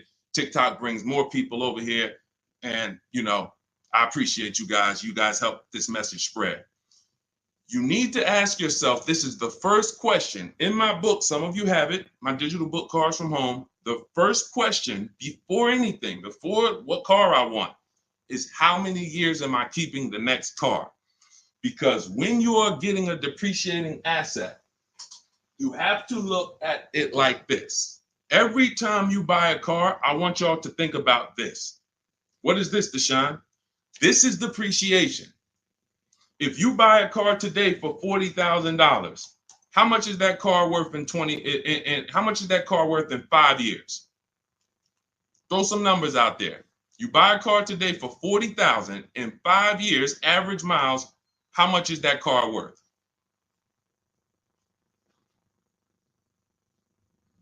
How much is that car worth? Throw some numbers. 22. That's a good estimate. That's a good estimate. 357 said 4,000. You're not losing that much unless you just bought trash. Now, there is something coming to electric car owners soon, and we'll talk about that. Remind me to talk about the huge warning I have for electric car owners before we end it. 20,000. Now, check this out. If you buy a car for 40 and it's worth 20, okay, that's good. That's half in 5 years. I think it's going to lose more than half in 5 years, quite honestly. But when you're getting your car, you're trying to ask yourself, how am I going to beat depreciation? How am I going to prevent having something that I tie up money in for 5 years and that money is just losing value every time? Now, the way you beat depreciation is to keep the car a long time. Who has a car outside right now that they've had it more than 8 years? Type me. You know, if you have that car more than 10 years or 8 years, 10 years, you're not worried about what it's worth. It's going to be worth the same next year, about the same next year as it is today. That means you beat the depreciation. That means your depreciation is no longer like this. It looks like this. Today, your car is worth $8,000. Next year, your car will be worth $7,500. You're not losing that much value. Now, if that's not you, Deshone, I don't keep a car that long. 8 years, are you kidding me? No way I'm keeping a car that long. You should be shopping for a lease. Because when you get a below market lease, let me show you what a below market lease looks like and why there's no comparison to a below market lease versus a person who's buying. I'll take a random deal. Let's take Rosalie's deal. Rosalie she just got an Infiniti. I'm showing it on YouTube. Y'all can't see it, but I'll spell it out for you. She just got a $60,000 Infiniti truck. She's paying $592 a month, no money down. She gave him $592, drove off. Now, she got that price by getting multiple offers like I teach. You're not going to walk into a dealer and get that price. She contacted dealers online, had multiple dealers submit offers. The best dealer came in at $592 for a $60,000 vehicle. That's what we consider a 1% lease or less. Major value is the 1% lease rule has been around for a long time. $592 a month for a $60,000 vehicle. On the opposite end, we got people going out buying that $60,000 vehicle. If they did no money down, that's a $1,200 payment. So it's not even close. And it comes down to depreciation. All you have to ask yourself is, am I going to shop for a car that I'm keeping more than 8 years? If so, I'm purchasing. Don't think about leasing. It's not even important. Don't even think. People say, Deshone, you think everyone should lease? Absolutely not. If you're somebody who has the discipline and values to keep a car 8+ years, you should not be leasing. You should be shopping for a below market purchase, new or used. But if you're not keeping a car 8 years, you are spending thousands of dollars more than a person who's getting great lease deals. It's not even close, thousands more every year. And they're driving better cars than you. So Maurice, the only question you need to know about leasing is, are you going to keep this Chevy Silverado 8 years or longer, or less than 8 years? If less than 8 years, you shop for a lease, brother. Okay? Go ahead, Dolan. Next question. That's the formula, guys. That is the first question you ask yourself. The buying versus leasing question. How am I going to beat depreciation? Nothing more important than that. Got to put your deal on the right foundation. Okay, this is 777 from TikTok. They repoed my car. Do I still have to pay for the remaining balance? Well, that's a credit situation. When they repo your car, it's going to end up on your credit, and until you settle that balance, it's going to be there as a repo, and it's going to hurt your credit more. So at some point, you're going to have to deal with that. It's not going anywhere. So what a lot of people, and I would tell you, everyone who's having credit issues, you should be following Shonda Martin, Road to 750 Plus on Instagram, on TikTok. She's on every platform, and she teaches. She's basically the me of credit. All she does live Q&As. She can, go rapid fire Q&A. And when someone can sit on a live and answer questions on the fly, like random questions, that's when you know they're an expert in their subject. And I've seen her do that dozens of times. So you should be following her to see how to deal with that repo in the best way. But for sure, it's not going anywhere until you handle it. Go ahead, Dolan. Next question. All right. This is called RAV4 EXL Premium versus CRV EXL. Which is better to negotiate discount with at a dealership? There's no way to know that. I know you want an easy way to see, which is going to give me the best discount. That's just not how it works. You have to shop the offers, and you have to see what the best offer is. If I'm shopping for a Honda, if I wanted a RAV4 EXL right now, I'm contacting dealers. I'm letting them know what I want. I'm reaching out to multiple dealers. I do it online. If you want to do it online, you can type the number 1 on Instagram or Facebook. I'll send you the discount link for my digital book, Cars from Home. You can use my scripts. All my email scripts, all my templates are in there, and you'll have the blueprint step by step. You can get your copy for 75% off in my TikTok bio or in the YouTube comments. If I was doing it manually, I'm calling and I'm getting multiple offers for this RAV4 EXL from multiple Toyota dealerships. And then I'll see, okay, the best Toyota dealer said they'll take off $4,000 from me. Okay, all right, cool. All right, now let me get the Honda deals done. So it's you don't know what it's going to be. Like give you an idea. This person, Kimberly here on her Maserati, she got a Maserati. She saved $20,000 off the price. I got the comment here. I got her post here that she posted with the details of her deal. $20,000 she saved on the price. She didn't know that she was going to save $20,000 on the Maserati. There's no way to know. You have to shop the offers, and this is why you can't feel for the bottom. You can't hope, I think we're at the bottom. I think this looks like it's good. No, you don't know that. You don't know how. You don't know. You just don't know. I know you're looking for an easy way to do it where you press a button, and it tells you this dealer here, this Honda dealer in Madison, New Jersey, is going to sell the Honda at the lowest price and give all the rebates. That'd be cool. It's not going to happen because no one dealer is going to always be the best anyway, or they'll be out of business. If you beat your competition every single time on every car, you're not making any money. You'll be out of business. So at the particular time you want to shop, the mission is to find the dealer who is going to sell you the car at the lowest price because every one of them is different. So that's what I would do. And if you use my way, you do it quick. When you're using online tools, you can do it quick. Look, Ansley got a car. He said right here, he got his what did Ansley get? He got an Infinity truck. He got a 2024 QX. He said, I started the process Saturday. I accepted the deal Monday. Got the car delivered on Thursday. One weekend. Started the process connecting with dealers on Saturday. Had offers coming in, accepted an offer on Monday. He got a 1% lease deal, $554 a month on a $58,000 vehicle. You can do this on new cars. You can do this on used cars. You have the internet as at your disposal. You just don't know how to use it. And you have you have two departments in car dealers. You have what I call the sales floor. That's who I used to work with, the sales floor. Then you have the internet sales department. The internet sales department is to try not to give you a price and to make people who are trying to shop online get frustrated so they eventually come in. That's the goal of the internet department. And you have to know that the reason why it's hard for you to get quotes online is because you don't know what to give a dealer to get quotes. You don't know, you got to give them your zip code so they can work the tax. You don't know, they need to know what vehicles are in your household. You're getting defensive. Hey, why are they asking me for this? Well, it's because they need this stuff. That's why in my templates, I give you this stuff. They need to know what cars are in your household. They need to know when your deadline is. They need to know what your zip code is. They need to know what credit they should assume. These are the things this is why, Deshone, I tried shopping online, but it was so hard. I know, because you don't know how to do it. And if you admit you don't know how to do it, then we can help. But without unlearning, without saying, you know what, I need to unlearn this stuff that I was taught, you're just going to keep repeating that. So that's why I'm bringing you this and showing you people who are just like you. You have to shop the offers. And once you do that and you learn how to do it in 90 minutes, you'll be like, oh, I can shop any offer I want. Any car I want, I can find out what the best offers are in 90 minutes. But we got to get you there. Go ahead, Dolan. Shoot the next one up, brother.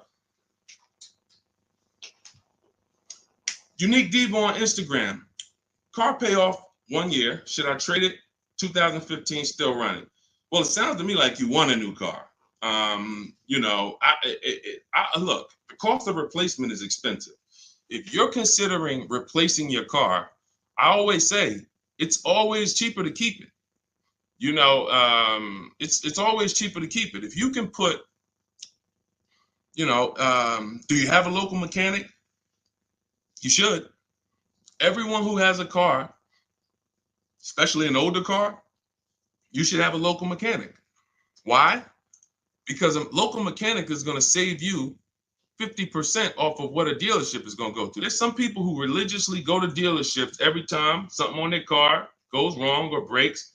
They go to the dealership. Even with engines. Yeah, Deshone, I put a new engine in and paid $10,000. Listen, local mechanics will actually save, they're worth their weight in gold. And so if I can keep my car running, that's what you want to consider. Now, you still owe money on this car. So you shouldn't be buying cars. You should be leasing cars. Because anyone who is replacing their cars while they still have a payoff should be leasing. That's a clear indicator. There's many indicators. I gave you one. If I'm not keeping the car 8 years, I should be shopping for a lease. If you historically replace your cars while they still have loans on them, you should be leasing, because you're paying all the time. You're never getting to what I call the reward stage, which is a paid off car that is not depreciating anymore, that's in your driveway. You can keep it. You can give it to a family member. It's just a dependable vehicle. You pay a little bit every year to keep it running, but you have hundreds of dollars every year that are thousands staying in your household because you don't have a car payment. That's the reward stage. You have to get there. And if you're like Deshone, I don't keep cars that long, then you are overspending and you should be leasing, paying low payments, cents on the dollar. My first lease, I paid $256 a month for it. $256 a month. I had a Pontiac G6, brand new car. I had a friend who was paying $500 a month. Bought a Toyota. Bought it. And that's cool. If I wasn't in the car business and if I didn't have my sales manager at the time say to me, hey, why don't you lease something? I wouldn't have known. I probably would have went and bought something too. But once I saw that, I'm like, wait, I'm paying half the price of my peers. I'm driving a brand new car, and it just kept going. I leased after that, I bought a Pontiac G6. I kept that for 6 years. I didn't know about the 8-year rule at the time. I bought it 6, 7 years. Then I leased a Infinity Q. I got the G25. It was $325 a month. That was my best offer at the time. That was a $35,000 vehicle. Then I got an Infinity Q50 when they first came out. That was a $44,000 vehicle. I paid $345 a month. Then I got another Q. I had 3 Q50s in a row. The next one was $365, and then the highest one went up to $390. I want to say $390. So yeah, $390. I never went over $400 a month. These are $45,000 vehicles. Then I got a Jeep Grand Cherokee 2018, $35,000 vehicle, $330 a month. They're lying to you. Like all of this stuff that they're programming you to, leasing is renting a car. Banks don't buy cars. Pay attention to what I'm saying here. Banks don't want cars on their books. Why don't banks want cars on their books? Because they're depreciating. And look, let's address this. Rick just said on TikTok, but leasing a vehicle only gives you minimal mileage. You pick the mileage on a lease, Rick. You pick the mileage, brother. Hold on. Turn off this. You pick the mileage. Let's get into some real misconceptions about this whole leasing thing. They give you the mileage. Anytime you've ever heard of somebody going over their mileage, if it wasn't a life change situation, like, I used to live close and then I now live far, it's because they wanted to save $20 a month. The payment for 10,000 miles a year was $380. The payment for 12,000 miles a year was $405. They said, you know what, give me the $380. And then get ridiculous. If I go over, I'll just buy the car. Horrible. Why would you buy a car that is not meant to be bought? When you look at the price to buy a lease out, it's not meant to be bought. They don't want you to buy it. They want you to give it back to them so that they can sell it as a pre-owned car. So they say, bring this car back in 3 years, have 30,000 miles on it. You can buy it. You go over by 10,000 miles and then you buy it for the same price. It's just horrible. But it goes back to the fact you didn't pick the right mileage. The difference from 12,000 to 15,000 miles a year is $25, $30 a month. So when you're sitting there and saying, shoot, all right, give me the 12,000, knowing you drive 14,000 miles a year, you just ruined your lease experience. Don't blame the lease. Don't blame the lease. We have high mileage drivers getting leases. First dude that I ever saw with a high mileage lease is when I was a manager at Hyundai. He brought his car back, had 75,000 miles on it, like 72. I said, you lease this? He said, yeah, man, I don't buy cars. I don't keep them. I bring them back. I'm in sales. I'm on the road. Man, I pay my payment. I bring them back in 3 years, get me another one. I said, this is interesting. Because the dealerships didn't teach me this. My customers taught me this. My customers' experience taught me these things. I said, whoa, high mileage lease. I saw his payment.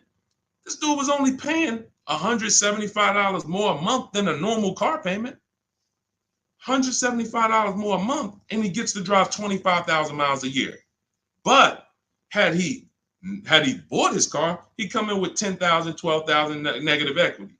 So, high mileage drivers, if there's high mileage drivers on here, you guys can ask questions specifically about leasing for you, and we'll talk to you. But man, I'm shouting from the hills and showing people proof that you cannot get a good deal if you buy your car, but you should have leased. People out here driving. We're out here driving cars, brand new cars for hundreds a month less than you. Because someone talked you into buying and said, well, but they're renting those cars. Yeah, all right. Okay. All right. I've been renting cars then for the last 20 years of my life, driving brand new cars and keeping a lot of money in my household when other people are putting them into new and used cars. Okay, yeah, I'll keep renting it. Go ahead, Dolan. Shoot the next one up, brother. Quintel Jameson on YouTube. Can you talk about the best process for turning in a lease and getting a new lease? First thing you want to do is do an equity assessment. Do you have any money you can make on that lease? Step 2 in my book, after we decide whether we're going to buy a lease, you already decided you want a new lease, so you check off step 1. Second step is, do I have equity in my lease? All through the pandemic, we had people selling leases. I helped hundreds of people that I know about sell leases for $7,000 to $10,000 to $12,000. A lot of them you can see in my older videos. They say, yo, man, you helped me make 7 grand. Yo, I sold 2 leases. I made 15 grand. My mother sold her lease. She made 10 grand. I sold my Jeep Grand Cherokee lease. I made $9,000 back then. But that's when all the resale values were high.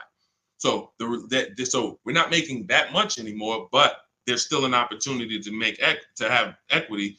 And if you drop off your lease without doing an equity check, then you literally are giving money to the dealer. We have to do it. And here's how you do it. You call your bank, you ask them what your payoff is. Once you get your payoff, then you call and you go to these 6 websites. You do this in 20 minutes. Go to Carvana.com, go to CarMax.com, go to Driveway, go to KBB Instant Cash Offer. That's going to connect you with a local dealer online to put a price on your car. All of this stuff is instant. And these are all companies that you go to, you look at they look at your car, they say, okay, looks good. They go to the accounting office, they come back and give you a check. It's that simple. AutoNation and Car Gurus, we get 6 offers because everything we do is a bid. Like in the cars from home way of getting cars, the way we guarantee we got all the money and we saved all the money and we paid less than everyone is we get bids. Online systems allow you to get bids. When you shop on Amazon, that's a bidding system. That's a bidding system. The real estate market at large is a bidding system. They use competition to create the price. The only industry that doesn't is the car industry, but we do it. Cars from home, we do it. So you're going to get those 6 offers and you're going to see, can I break even selling this car? Can I make 1,000, 2,000, 3,000 selling this car or more? Some of you have a lease and you didn't drive that much. Deshone, I had the lease. I only put 5,000 miles on it. You should be selling that lease and putting some money in your pocket before you go into your next lease. So, I know there's a lot of people on here. You might have didn't know you could sell a lease. Type a question mark if you didn't know that you could sell a lease. Sean, I never even knew I could sell a lease. Type a question mark. Type a question mark. First thing we ever do before we return a lease, because we are not going to depend on a dealer. I see you, Stephen Romero. Thank you for being honest. I see you, Jason Wilson. If you didn't know you could sell a lease, how much does that cost you? How much does that cost you already? I see you, Rick. Shout out to the people being. I see you, Stino, Cat Mom. I see you, Quintel. Yeah. So what we do before I will never return a lease, and we do this about 6 months out before the lease is up. We do this equity assessment. It's the second step in my process. All of this is in my book. If you guys want if you're like, Deshone, I want the blueprint. Give me the step-by-step. That's my new digital book, Cars from Home. Anyone on Instagram, you comment 1, I'll send you the link to get it for 75% off. If you download it immediately, you could be reading it today, using it, getting a car next week. Same thing on Facebook. Type the number 1. I'll DM you a link to get it at 75% off. And if you're on TikTok, go to my TikTok bio. Now, this is only for 30 minutes. This is a welcome offer for my new book. This isn't like, oh, we don't, just 75% off. This is what I do as a welcome offer for everyone to give you an opportunity. You won't pay the normal $97 price for the book. You'll get 75% off of that. And you'll have the strategy step by step. And on YouTube, we have a comment pinned for you. So you want to get your payoff. But now, very important, Quintiel, when you go on those websites I just mentioned, those 6 websites to get those offers, when they ask you, do you own the vehicle? Are you leasing it? Or are you financing it? Just type own. You want to know, what would you pay for the vehicle? When you call your bank, you're going to ask them, do I have a third-party restriction? So you're going to get your payoff. You're going to ask them, do I have a third-party restriction? If they say no, that means you can sell direct to the highest bidder. If they say no, there's no restriction on who you can sell. You can literally sell directly to them and get your check. If they say you do, and there are companies like Toyota, Chase, there's a couple leasing companies that don't have third-party restrictions. But if they say you do, now you can't sell direct to those people. You can sell direct to a dealer that makes the same brand. So if Honda has a third-party restriction, you can sell to a Honda dealer. And that's when we have conversations with a used car manager. Again, we don't talk to salespeople, y'all. We don't talk to salespeople. They're here to make your life hard because they're trying to fight for their money. and it's all good. I give you ways to, that's why the book is called Cars from Home, 7 Steps to Saving Time, Money, and Avoiding Dealerships. You need to avoid dealerships. When you're in a battle, a sparring battle with a dealership or a salesman, you're going to lose. It's a psychological war, and they do it 3-4 times a day. You do it 3 times, you do it 1 time every 3 years. So when the way I'm teaching you to do it, I'm never sending you to do battle with these people. So if you have a third-party restriction, we're now calling local dealers asking for the used car manager. We're getting offers from them, and then we're going to sell our car direct to them. And that's how we're going to get our equity out. That's if we have equity. That's the equity assessment process. That's how some of you are like going to pick up, that one strategy alone is going to pick up $2,000-$3,000 for some of you. Everyone doesn't have equity. But if you didn't know about equity, just that one strategy is going to pick up $2,000, $3,000, $4,000 for some of you. And over the course of your lifetime leasing cars, that's going to be worth more than that. Because some of your cars will have equity, and some of them have a lot of equity, and some of them have no equity.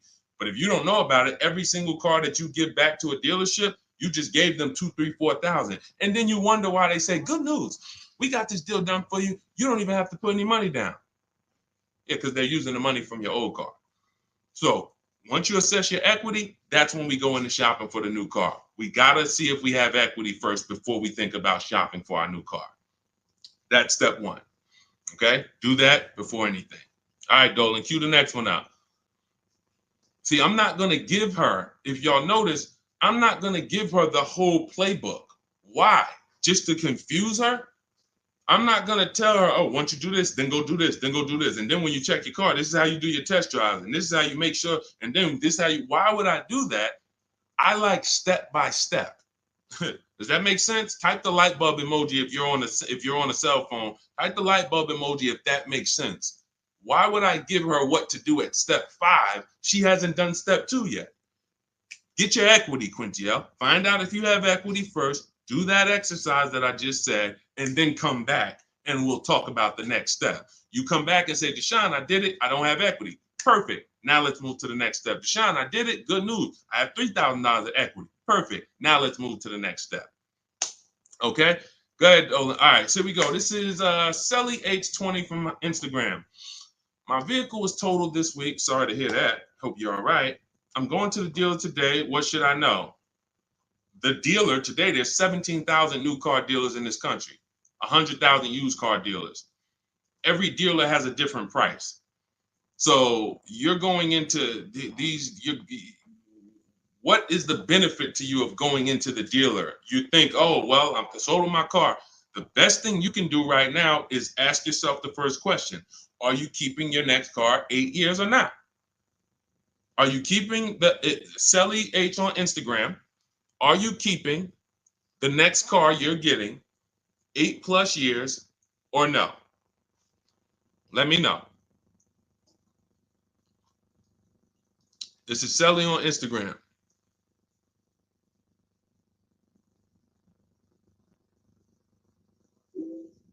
This is the first question. I want to give her time to ask. See, car buying, to pay the prices that you want to pay. It's not one step. It's not just give me this one jumbo step. No, it's a series of steps. It's a series of steps. And I think we live in a world right now that has programmed people to think, oh, I'm going to microwave my way to this whole car deal. Put it in the microwave and somehow I'm going to come out and pay less than everyone else. That's not how it works. You try that, you're going to pay more than everyone else, like all of these people out here who 9 out of 10 people going into a car dealership. If I was able to say, hey, how you doing? I see you just got your car. How you doing? My name is Deshone. They call me Deshone the Auto Advisor. You mind if I take a look at your car deal? You mind if I just take a look at your paperwork? Sure. 9 out of 10 people, I would say, all right, let me ask you a question. If I bet you $1,000 right now that in 48 hours I could find a deal way better than this that you just paid for, this contract that has your name on it, this is your monthly payment, this is how much you just gave them. Would you bet me $1,000 I can't find a deal way better than this? Not even close, thousands less than this. Most people are not taking the bet. And that's because they don't have confidence in their car deal. There's nothing else in life that you do this with. There's nothing else. You will never start a business and be like, oh, I started this business. Me and my family put up 50 grand for it, and be like, all right, well, did you do your due diligence? Did you, you would be like, yeah, we got an attorney. We did some consult. We took our time. It was a big decision for us. But a car, same 50,000. I'm going to go into the deal. Oh, and I want to make that deal today. It's programming. That's why I represent the unlearn, relearn brand, because I found when I first started teaching this, if people weren't willing to unlearn, those are the people I couldn't help. But the people who, they text me, unlearning. If you're unlearning, type the letter U, unlearning. This stuff is programming. And so I want you to really get out of that programming and realize that your safety is right at home. If you realize that everything that is going to save you money on your next car is right here in your living room, it's right in your office while you're at work. If you're traveling and you got an internet connection and you're like, man, I can make a deal from the airport. That's what it's about. The place you do not want to be is in the dealership trying to make a deal. There's no leverage there. There's no ability for you to shop competition there. And that's where everyone is overpaying at. Okay, we just talked about, Brandy, how to assess equity. If you're on YouTube, you can jump on it, watch the replay, or on the replay on Facebook. The only place the replay doesn't get posted is TikTok, but on Facebook, Instagram, or YouTube, you can see the replay. We went over how to do the equity assessment, how to call your bank, how to go on the websites, what to put on the websites to see if you have equity in 20 minutes. It literally takes 20 minutes to get those 6 offers. Go ahead, Dolan, shoot the next one up.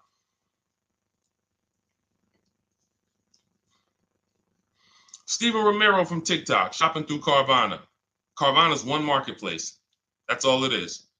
Carvana, I know Carvana is, oh, you don't have to see. The reason Carvana wins is because people are scared of dealerships. There's no other reason than that. Carvana has historically paid more, especially throughout the pandemic. They were paying more to buy cars than anyone else. So let me ask everybody on here a question. We got at least, we got a good number of people on here. Let me ask, got some intelligent people. If you are paying more than anyone to buy cars, when you sell those cars, are you going to be higher or lower than anyone? If you're paying more than everyone, you're paying more than dealerships to buy cars. Everyone was selling their cars to Carvana, selling their cars to CarMax. If you are paying more than everyone else to get your inventory, when you sell your inventory, is it going to be higher or lower than everyone else? Exactly. Higher. Exactly. But how do they do this then? They do this because people are scared of dealerships. So they would pay more just to be able to say, thank God I didn't have to go to a dealership. Man, I saw my car come down that vending machine, and then I saw that car pull up to my house on the Carvana flatbed, and you just overpaid $5,000 for that car. They charge you for their service. Hey, to avoid going to a dealership, listen, we're not giving you the best price, but we are giving you the best experience. In our case, there's tons of dealers who will deliver a car to you. There's tons of dealers who you can have the same experience with. Every time we get a car, we have the same Carvana experience. My experience, the people who, look, everybody who you're going to see me go after right now, and if you hop on YouTube, you'll see this. Look, Tosha's experience, just like Carvana, did it from home. Look, Vincent got his used car, 43% off, 3-year-old Lincoln, 43% off the original price. Got it on, got it from home. Look, Ansley, we already went over Ansley. Sean saved 20 grand on his F-150 from home. That's a Carvana experience. Look, Rosalie, we already talked about her. Carvana experience. Look, Jen got her Subaru, leased it from home. You can give yourself the Carvana experience without paying the Carvana price. And when you're shopping for a used car, Carvana is just one marketplace. You also need to open up CarMax, Driveway. In my book, I have what's called the multiple marketplace strategy. The way you shop for used cars, the way we shop for them, is different than the way we shop for new cars. New cars, we use a strategy called the 25 to 5. That's when we reach out to 25 dealers. So we're shopping for a Toyota. We're going to reach out to 25 Toyota dealers online. We do this in 20 minutes. We send them our templates. All of that is in my book. It's a digital book. You copy and paste my template. So you do need to be able to copy and paste. Let me preface that. Do not get my book if you're not familiar with copying and pasting and emailing. I got to preface that. I know people, Deshone, isn't everybody good with that now? No, everyone's not good with that. I've been doing this for 3 years now. I know everyone is not able to copy and paste and just send emails. You know, everyone, that's just, so I have to preface that. But that's how we reach out to new car dealers. We're going to reach out to them for leases and for new cars online using scripts, and we're going to get 5 offers with the scripts. With used cars, it's totally different. We're not reaching out to 25 dealers. Every dealer has their inventory on a marketplace. If they don't have their inventory on a marketplace, do not shop for it. Don't talk to them about it. If they don't have that inventory in a place where it's in a competitive environment, I don't want to talk about it. Who saw the video when I was in the car dealership and I said,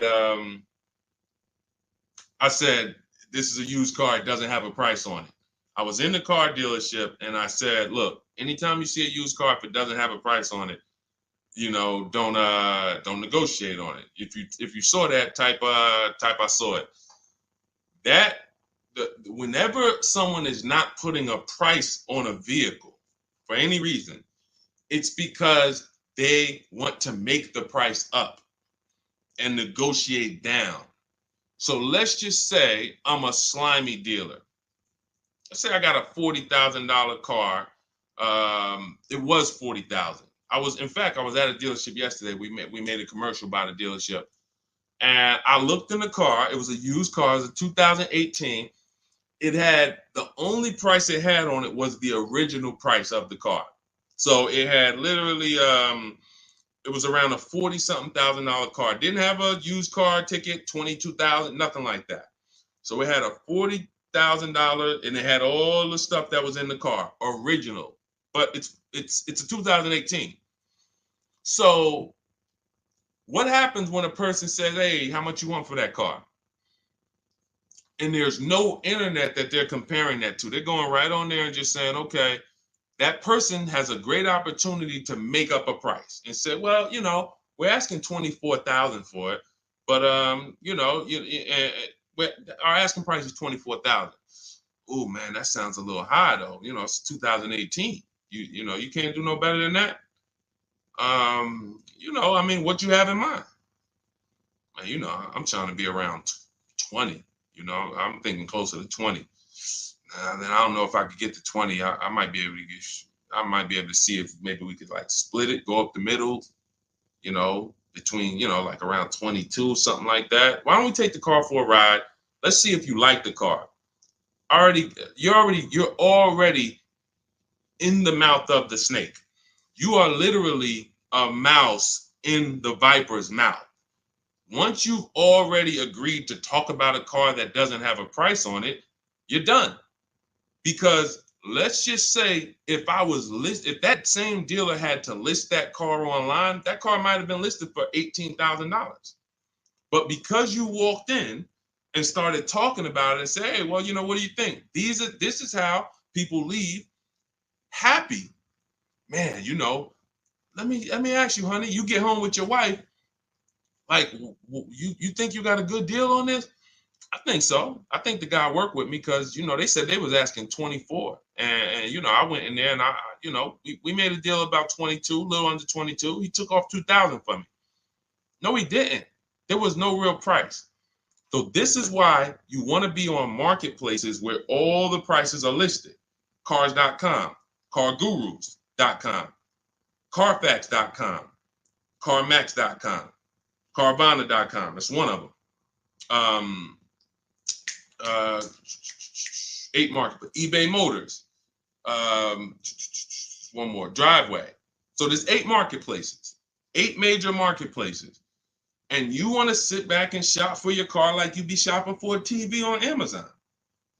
And you'll realize once you start doing this, you'll see The same car that was at my neighborhood dealer that I liked, there's 50 of them within 100 miles of me. There's 50 of them. In fact, once I pull a Carfax, I'll see that one didn't even have a good Carfax, the one I was looking at. That one didn't even have the service records that I want to see. These are the things, this is why shopping marketplaces make sense. You want to shop, I talk about this all the time. It's called my multiple marketplace strategy. I made videos about it. I've been posting about this since I came to social media. Marketplaces. And again, the only people who are going to win with this are people that's locked in. People who are serious about saving their money, who take car buying serious. Everybody who like Deshone, this sounds harder. What, you want to go in the dealership and just go ahead and let them just work you a deal? God bless you. This is not for everybody. I know this. This is for the people who like Deshone. I want to make sure, and it's easy. All the people who you see me showing you, Jared, all of these people that's posting their cars, Teddy, if you're on YouTube, you can see this stuff. These people are never going back to the old way of shopping. We are never going back because this is so much easier. And once you get it and be like, man, shopping online is a million times easier. I don't have the anxiety and there's nobody pressuring me. Oh, all of these people are competing, sending me emails. Hey, can we do this? Hey, what if I get to this? What if I get to... They're never going back. And that's the world I want you to come to. I want you to unlearn that old world, come over to the new world. Go ahead, Dola, shoot the next one up. I think we hammered that point home because we get that question probably every day. Carvana, something about almost every stream, somebody said, hey, what about Carvana? It's one marketplace. And they're 99% of the time, Carvana is going to be the highest price for any car you're looking for. 99%, not 100, not 100. 99%. RL, looking to finance a Toyota 2025 Camry. Should I purchase the extended warranty? It's a great question. RL said he's looking to purchase a 2025 Camry. Should he purchase the extended warranty? So a warranty is a risk product. It's risk assessment. I might buy something and I don't use it. The key to understanding if you should get a warranty is to ask yourself, how expensive is it to fix this car? And does this car have a high likelihood of things going wrong? Give you an example, a Toyota, Honda, as long as you get a good one, and in his case, he's purchasing a new one, they have a history of inexpensive maintenance, and they have a history of things not going wrong. I wouldn't get a Toyota extended warranty. Why? Because the $1,800 or $1,500 or $2,000 I'm going to pay, I have to get that money back and then some to make it work, to make it worth it. That means $3,000 of things need to break on that Toyota for that warranty to have made sense for me to get. Now, on the other hand, when I work with Mercedes, some of you know I worked with Mercedes for 5 years. Every time I would have a client who was getting a Mercedes, I would ask them, how many years you keeping the car? If they said they were keeping it a long time and they weren't going to lease, then I would tell them after we made the deal, buy as much warranty as you can afford. That was and some of my clients in New Jersey, they can attest to that. That was I was very unapologetic about it. Buy as much warranty as you can afford. Because when something breaks on a Mercedes-Benz, nothing is less than 4 digits. There is no, oh, this broke. It's only going to cost us $400 to fix. Nope. So the price of the extended warranty on a Mercedes-Benz or a BMW or a Porsche or anything that has a high, and I have this, we handle this in my book in step 6. This is in the paperwork and protection step. Everything is accounted for. So everything on this stream I'm teaching is out of my book. It's everything. So when we're looking at, and where does this vehicle rank in terms of repair costs? Is it on the higher side? If so, the warranty makes more sense to get. If it's on the lower side, warranty makes very little financial sense to get. And that's how we gauge getting extended warranty. It's a risk assessment. All right, good question though. Very good question. All right, go ahead, Dolan. Shoot the next one up. Too Cool 09 from TikTok. Should I buy or lease a vehicle through my LLC or through myself, or does it matter? This sounds like you don't have a business where the actual car is being used. If you, a realtor, for an example, and could y'all double tap, keep double tapping the screen, keep running those likes up. I appreciate y'all on TikTok. Every time y'all double tap the screen, y'all run the likes up and keep them moving. TikTok continues to tell people about the broadcast. And shout out to the sharers. I appreciate you. Matter of fact, I got to jump off of here because what I'm going to do is, no, I'm not going to jump off now, but I have to do something. Somebody who shared yesterday, I got to go to my DM and I got to send her, I'm literally just talking notes to myself. Okay, so big talk about buying in LLCs lately. Big talks. You know, you see videos about it, get caught through your LLC. There's going to be tons of people audited who had cars in their LLC, writing certain things off and are not using the car for business. It's going to be very, very bad. It's coming because the IRS may come later, but they come. When they see, okay, we see people getting all these cars, they know the social media videos and people just putting cars in the LLC. If you are a realtor, for an example, when I was with the dealerships, I dealt with a lot of realtors. Came in, put cars in the LLCs. Why? Because they're on the road. They're using the car for business. They're writing off certain things, be it the maintenance, be it the repairs, or they're writing these things off. Why? Because it's actually business being done with the car. On the opposite end, you have people who have no business at all that involves that car. They're not traveling with that car to clients' houses. They're not doing it, but they want to buy the car and they want to write off tons of stuff or have some type of tax advantage. And now, I'm not a CPA, I'm not an accountant, I'm not giving you tax advice. I would just tell you that if your business does not involve a car or travel, I'm not going to ever tell you to put a car in an LLC name. Now, you talk to your accountant about that, talk to who does your taxes, but that's really the basis of if I should get a car in my LLC or not. Does my business do business with a car? That's it. And after that, you decide, how long am I going to keep the car? Then it goes back to the most important question. How many years am I going to keep the car? 8 or more, I'm going to buy. Less than 8, I'm going to lease. That's it. That's it. A lot of audits are coming. I'm telling you. You see the PPP loans, it took a while, but people are going to jail now. It's going to be the same way with these cars. People are not going to be able to pay some of these people getting Range Rovers. Yo, hey, I see you, you got this Range Rover. You wrote off like huge amount. Let me tell you, how much business was done in this car? Oh, well, it's going to be, it's going to be bad. That's why financial literacy is important, people. Okay, so all of this is out of my new digital book, Cars from Home, 7 Steps to Saving Time, Money, and Avoiding Dealerships.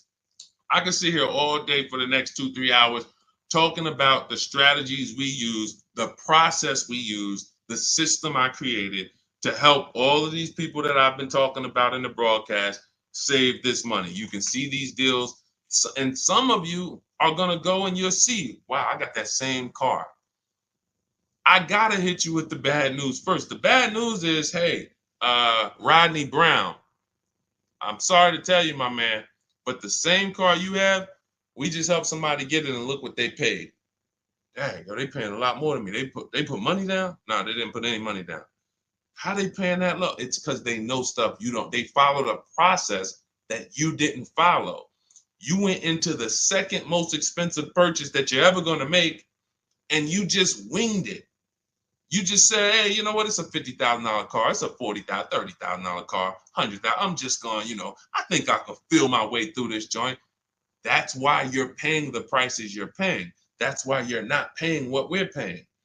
So when you come into our world and you're like, Deshone, I want the blueprint. Everything I teach is in my new digital book, Cars from Home, 7 Steps to Saving Time, Money, and Avoiding Dealerships. So type of number 1.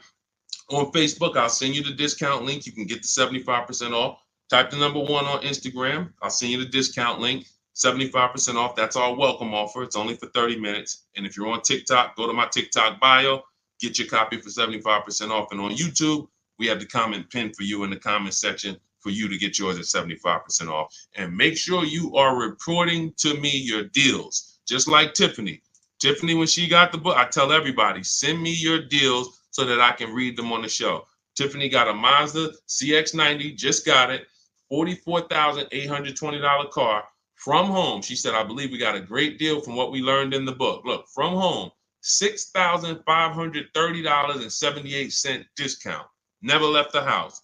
Got multiple offers. The dealer that took, look, is a $44,000 car. She basically said, what, 15%, 16% off then that? People go in and say, hey, get me the MSR, get me the invoice price. She blew invoice price away using the book. Get your copy. It'll be in your inbox now. Make sure as soon as you purchase, you screenshot the thank you page. I tell you, you'll see it big. Screenshot this page. Why? There's a support email on there just in case for any reason you don't get the book. It's usually because you type a letter wrong in your email. You're typing fast. You can reach out to my support team to make sure that you get your book. I want you reading it now. I want you using it now so that you can be like Ansley. He said, look, I started the process on, I started the process on Saturday. I accepted the deal Monday. Doesn't take long. Doesn't take long. You can literally be signing a below market deal in 3 days using the strategies. These are not meant to, this isn't going to school. You know, I spend a lot of time in these videos warning you what not to do. In my book, I'm not warning you what not to do. I'm telling you what to do. Do this, do this. Now, all right, you did that. Great. Now do this. Oh, great. Now you did. Now do this. And before you know it, great. Congratulations. Let's get ready for delivery. That's how the book is laid out. All right, so we're gonna jump off. We've been on here for a little over an hour. I know it's early. You'll be able to watch this throughout the broadcast. You know, I can't really answer. Look, I could give y'all BS answers, and I can get through 100 questions. If I give you BS answers, I can zip through 100 questions in 1 hour. Do Lexus give good deals? Well, sometimes got to shop around. Next question. Is there any negotiation on leases as far as monthly payments without putting money down? Absolutely. We get our deals with no money down. That's how we submit our offers. You get at least 5 offers and you'll find out what the best deal is. Absolutely negotiate. Next question. I could do that. Is that what y'all want? Let me know. What I do is if someone asks me a question, I go deep on the answer because this is car buying. This is not, this isn't, hey, I'm going to get a little, you know, I'm about to spend $100, you know, what's your opinion on this, Deshone? You know? So I think from what I know about people, I think you guys appreciate Deshone. Break it down for me. Break it down for me. And if you want more, if you want all the answers, get your copy of Cars from Home and you'll have all the answers. But I like to be thorough. And I can't because all I care about is the result. I don't care about I care about people writing me, Deshone, check this out. Look at my deal. Look at what I just pulled away. I want you writing me, emailing me, proud of your deal. I don't want you running into me one day if you're ever around New Jersey, New York. Hey, Deshone, hey, what's going on, man? Hey, man, I follow you. Oh, man, I used your stuff, bro, man. Oh, cool, man. How'd you do? Yeah, I think I did all right. No, you didn't. No, you didn't. Because everyone that learns from me, oh, man, I have people run up to me. I never shopped like this before. I had all of these dealers, and then the lowest dealer took off all this money. That's the one I went with. That's a person that I know. Congratulations. Great job. You listened. You trusted the process. I care about the result. And that's all I want. I want you to enjoy car shopping. I want you, it's 50, 100 grand, 5, 6 figures of your money. You deserve to enjoy it, and you deserve to pay less than everyone else is paying. That's what I'm here to do. So I'll see everybody who has the book. I'll see you inside. Use it. You'll see I link to a couple videos in there. You'll see it's some surprises in there. That's not a traditional book. There's links to videos. I got links to scripts in there. You'll see. You'll see why it's a digital book. And it's a one-time purchase. Anytime something gets updated, like Vroom went out of business a couple months ago, they used to be in our strategies. They were in our marketplaces when we shop for used cars. Vroom was on that list. And they were in the when we do our equity assessment, room was on the buyer's list. If I had mailed out a book, if y'all were buying a physical book for for these strategies, that means now I got to make another book, and then I got to say, all right, guys, well, this is edition 2. That was edition 1. Rooms out of business. Next thing you know, you're getting edition 40, and you're like, dang, every time a new website comes out, because we do online, dang, I got to buy another book. Nope. With Cars from Home, what we did, soon as Room went out of business, I went in, I updated the master file, uploaded it. All the thousands of people that have the book, and about 9,000 people have the book right now. So this is, you can go on Goodreads, you could type in the Cars from Home book online, you'll see, oh shoot, this book is out there. It's already 5-star rated. So this is what it's about. Results. Grab your copy in my Instagram bio or my Facebook bio, or everybody that types the number 1 on Facebook, I'll DM you the link exactly to get this discounted price. Everyone on TikTok, you go to my TikTok bio, click that website, and get your 75% off. And then on YouTube, we have it pinned in the comments. So use this stuff, win with it, write me with your deals, y'all. Stop overpaying. You don't want to be like these people out here. You don't. They're getting hammered right now. They think there's no deal. Oh, when is the market going to get better? It's never going to get better for them. It's never. They're going to keep doing the same thing.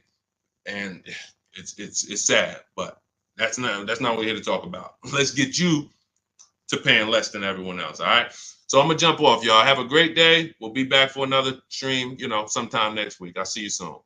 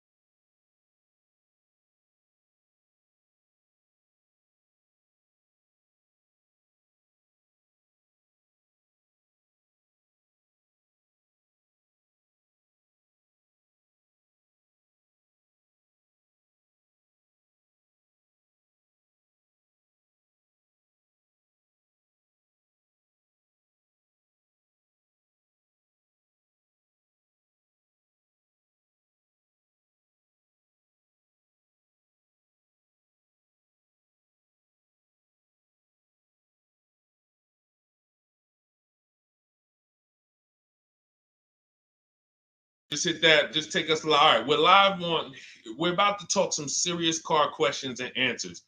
I want you to ask any question you can think of concerning car shopping so that we can dig deep into it.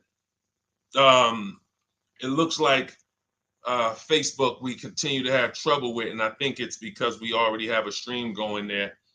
See if you can get out of that stream, Dolan, if you can cancel that stream so that we can get on the Facebook. But I want you guys to start asking your questions. And Dolan, bring the first question in so we could get the show on the road. And then what we'll do is we can check the back end and try to delete the broadcast from Facebook so that we can get on Facebook. Okay, this is Sam from TikTok. So there's a car for $7,000. I want to sell my car worth $12,000. Can you explain that? Well, who are you selling your car to? If you say it's worth $12,000, then all right. We only get offers to find out what our car is worth. We don't use algorithm sites because that's worthless. An algorithm site is a site like Kelly's Blue Book. You punch in your year, make, model, and in 3 seconds it tells you your vehicle's worth $12,000. Right now, we have companies that bid against each other. And what you want to do is you want to go on your computer, go to CarMax.com, go to Driveway.com, go to Carvana.com, go to AutoNation.com, go to Kelly's Blue Book Instant Cash Offer.com, and go to Car Gurus. All of them will connect you to somebody or some major buyer who pays cash for cars immediately. Literally, quick inspection, drop your check, and you're on to you literally, it's that simple. We are no longer at the mercy of private owners who are going to come by and look at our car and no one buy it and talk us down. There are extremely competitive buyers in the market that I've been telling people about since 2021 when we were cashing out.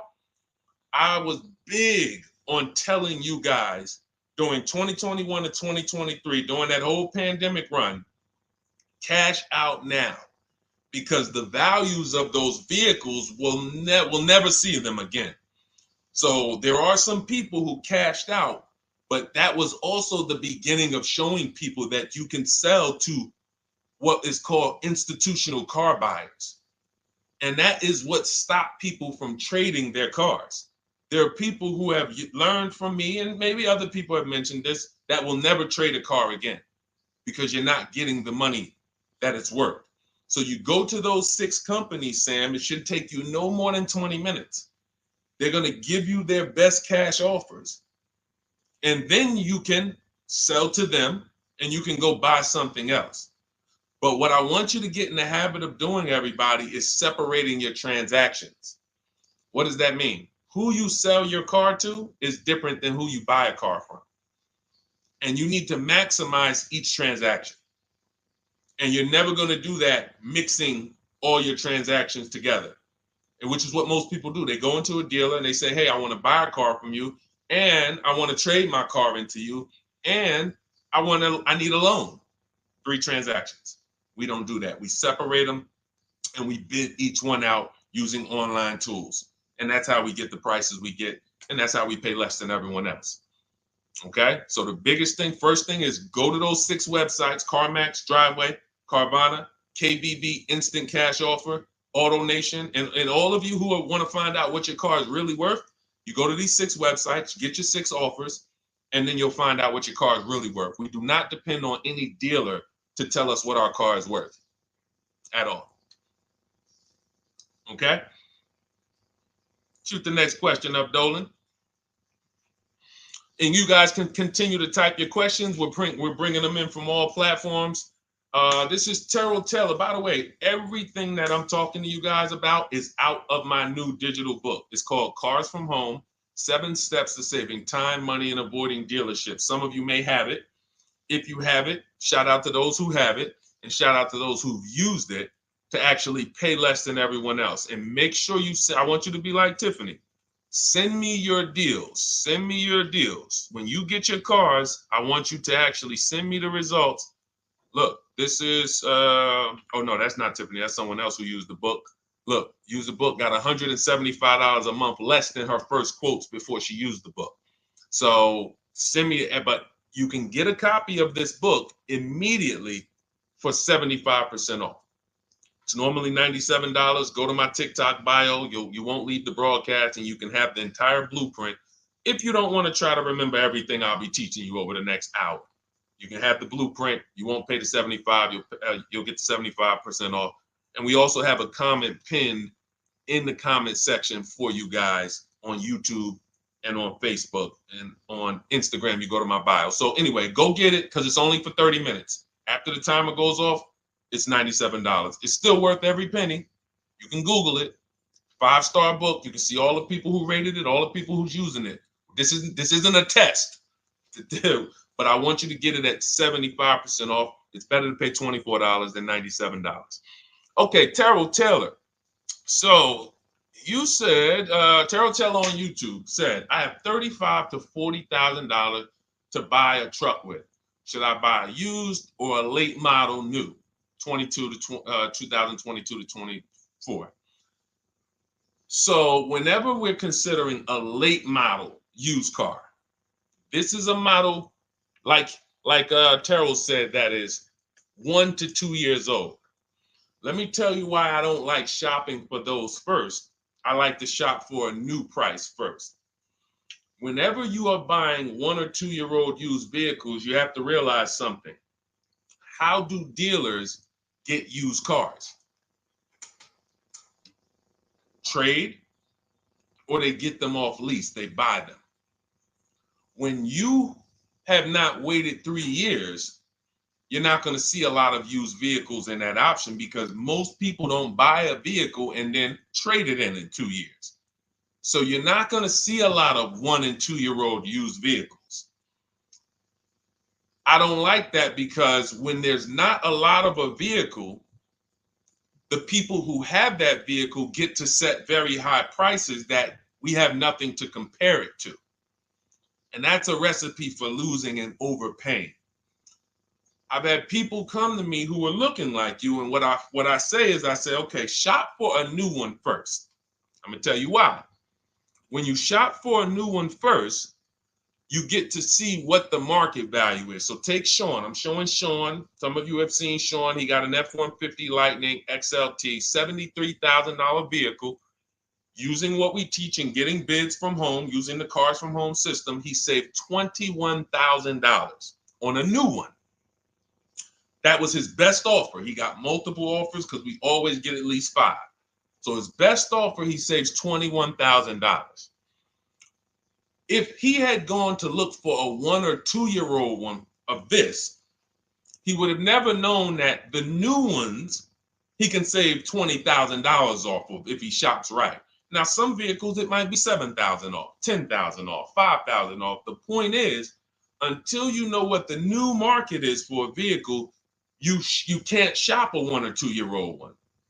Because what happens if you shop a 1 year old version of what Sean got, and he goes and he pays, he pays 65 for it because he thinks, or let's say 60. Let's say 60. A brand new one, 73. Someone else is charging 60. All right, it's 2 years old. Let me get that one. Not 15 grand off. Problem is, he just overpaid for a vehicle because he could have got a new one for less than he got that 1 or 2 year old one. That's why the recent shoppers, anytime you guys are shopping 1 or 2 year old, you have to shop new first to find out what the market is. Now, in my book, I have my strategies for shopping new online and shopping pre-owned. It's totally different. Pre-owned, you want to go to all the marketplaces. If a vehicle's not on a marketplace, y'all, don't shop. Don't look at it. What does that mean? You ever walk into a used car dealer and you see a used car, but there's no price on it? Type a $ if you've ever experienced this. If you've ever looked at a deal, you've been in a dealership, you see they have a used car, there's no price on it. Type a $ if you've experienced that. Okay, I see you, Terrell. Okay, perfect. I see you, Don Dickey. Okay, perfect. All right, we have enough people. All right, Makeover Forever Studios. I see you. Okay, Todd May, I see you. So this is a common thing. When you go and look at that vehicle, the most dangerous thing to do, I see you, Tony, is to negotiate on a car with no price because they can make the price up. When a car is on a marketplace like cars.com, carfax.com, carguru.com, carvana.com, carmax.com, these are all the marketplaces we shop for used cars at once. It's like a big round robin for us. This is how I want you to shop. Now you must be competitive or no one's coming. Now, there's some people who try to pull a tactic. They'll list a car for 20. They have no intentions on selling it for 20.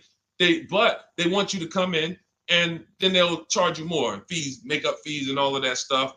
That's why we always call beforehand. But we know the power is online. The competition is online.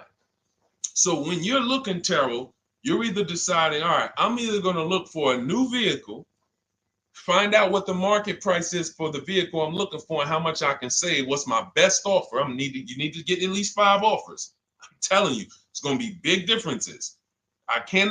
You have to prove this to yourself. Call around. If you want to do it manually, you don't have my book, do it manually, call around, speak to sales managers. You are going to see it's going to be a $5,000 to $10,000 difference minimum between all of these dealers' offers, minimum. And so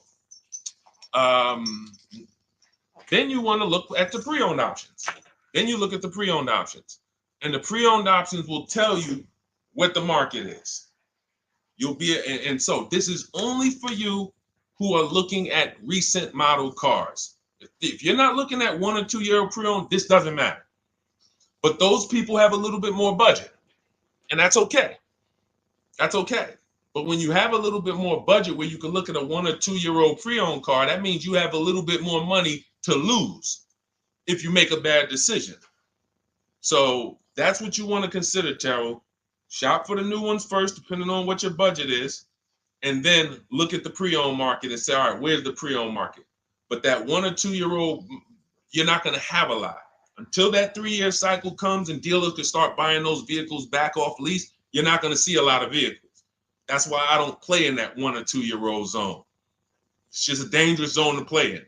Dealers know, oh, we're the only ones. Hey, we the only one that got this car within 50 miles.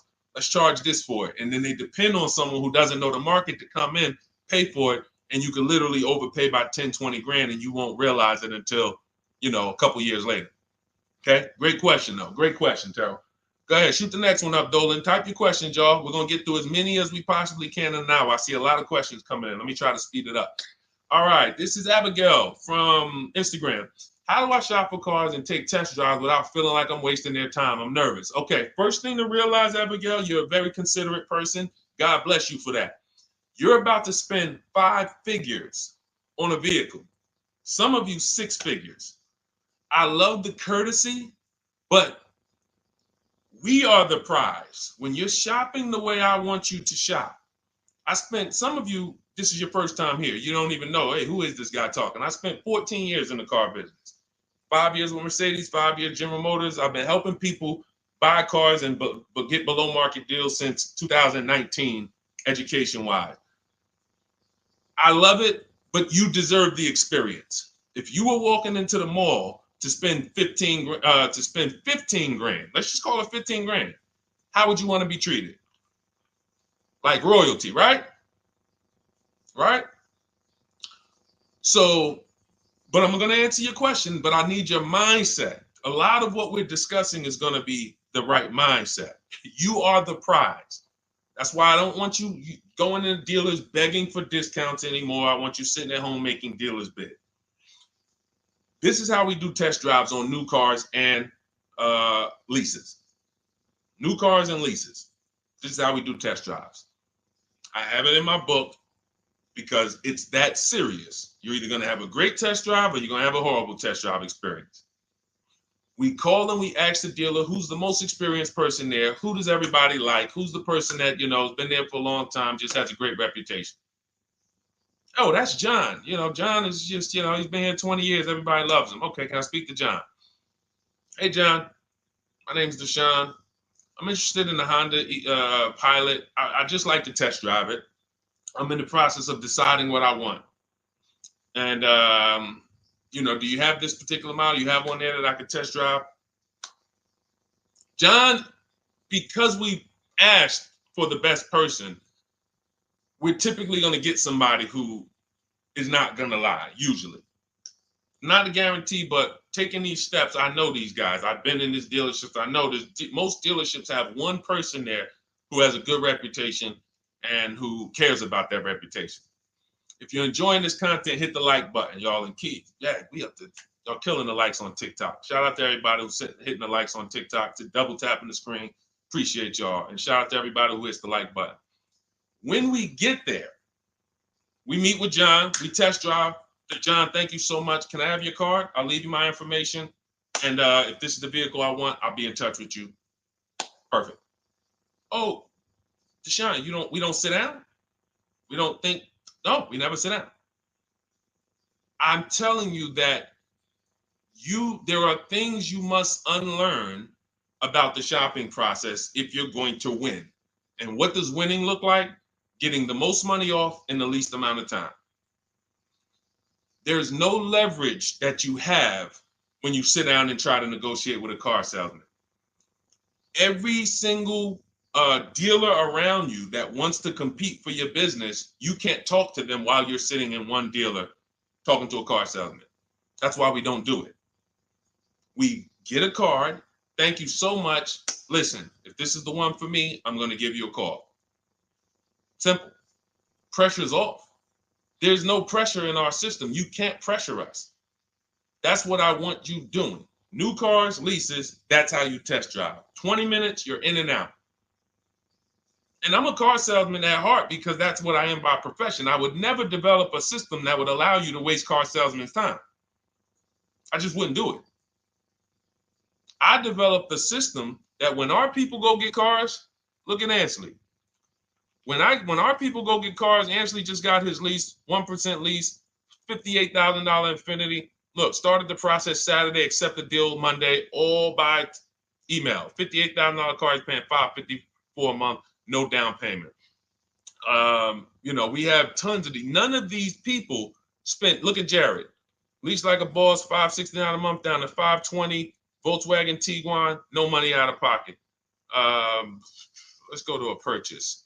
Pierre, pre-owned car purchase, got his 2022 Mazda, got a 20% discount off the original MSRP. This is 30 minutes.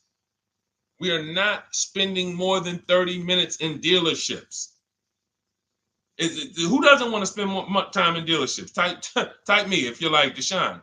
I don't want to be in dealerships that long. You thought you had to be in dealers to save the big money, right? You thought you had to be in dealers to save the big money. I'm showing you as someone who pays less than everyone and who teaches people to pay less than everyone. Look, Kimberly, $20,000 off a Maserati, shopping from home. Because when you can talk to more people at once, the discounts fly off. And you see that all these dealers want to compete. So what you want to do, the best thing you can do to not waste people's time, Abigail, is to shop from home the right way. Because when you shop from home the right way, you realize it's only a few things you need to be in the dealership for. That's your test drive. I just told you how to set it up. With used cars, we do it at the end. But we're only there for a second. In fact, when you go to pick up your car, they're going to tell you, thank you. This was one of the most easiest deals I ever made in my life. Because you came in, you emailed us, you knew what you wanted, you gave us the information we needed, we made you an offer, you knew what you were decisive. We have all these scripts. By the way, in my book, I have all the email scripts. You don't have to even think about what you're going to say. It's literally copy and paste, copy and paste, copy and paste, copy and paste when we're shopping for new cars and leases. With used cars, before I go to the next question, I want to hit on the used car process. Used cars, we must test drive at the end. We can't test drive used cars over here and then go and buy another used car over here. So what we do when we narrow our choices down on all these marketplaces to our top 5 favorite vehicles, we need to verify that there's no bogus fees. When I was shopping for my Infinity truck, I narrowed it down to 4 vehicles. But I'm going to tell you something that's the most. Who's bought a used car in their life? Type the letter U. I need you guys to program what I'm about to say into your brain cells for the rest of your life. Type the letter U if you bought a used car or if you plan on buying a used car one day. Type the letter U. All right. I see you, Michael. Don Dickey. Okay. Terrell. I see you, Blizzy. Tony. Okay. Lori. I see you. Victoria. Anybody who plans on this. Let me tell you how. Okay, let me tell you how. All right. See, when I'm about to reveal big stuff, I got to kind of see how I want to say it. The marketplaces that we go to look at used cars on, they're never going to tell us what a great price is. And I'm going to tell you why. The only thing that matters, let's say we're looking at 4 white Honda Accords. 4, they're all white. These are the cars we want. We've narrowed it down. We're looking at 4. They all got similar miles, and their asking price is $20,000. The marketplace is going to tell you what they think a good deal is based on algorithms. Based on all the vehicles listed on the market, this is a good deal. This is a bad deal. Here's what matters. How much was the original price of each vehicle? Why is this the only important thing? Because if we're looking at 4 white Honda Accords, but one of them was $35,000 when it was new, one of them was $39,000 when it was new, has a sport package, some special technology. One was $31,000 when it was new, one was $29,000 when it was new. What's the best value? What's the best value? You see how we clearly just went from, wow, all of these vehicles look the same, similar price, similar asking price. But once we found out, wait a minute, this one right here was $38,000 new. This one here has the cameras in it all around and the self-driving package, and it has the same asking price, or it's maybe $1,000 more. This is what I call the true value discount. The true value discount. And let me tell you why the marketplaces will never tell you this. Because if they advertise the true value discount, someone has to be at the bottom. In other words, when you're looking at Honda Accords, if you could go right to the true value, who's giving me the biggest discount off the original MSRP?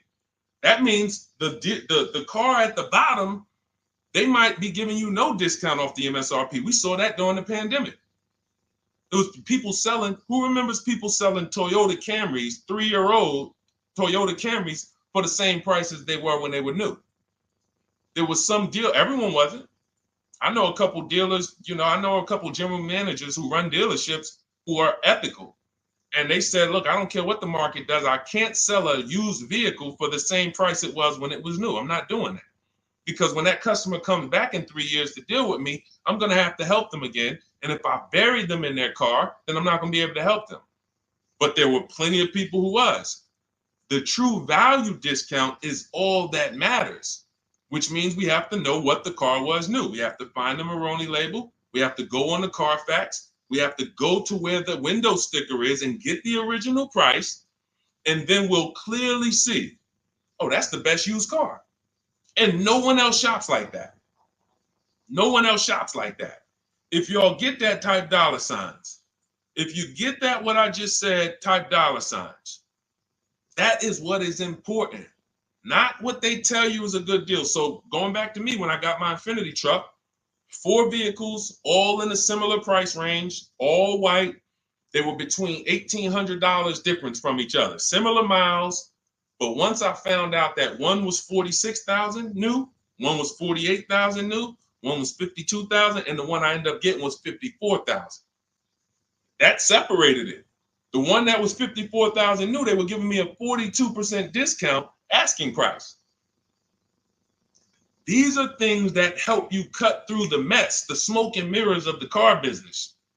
In order for you to win and pay less than everyone else, you have to cut through the smoke and mirrors. That's what I'm great at showing you because I was in the business.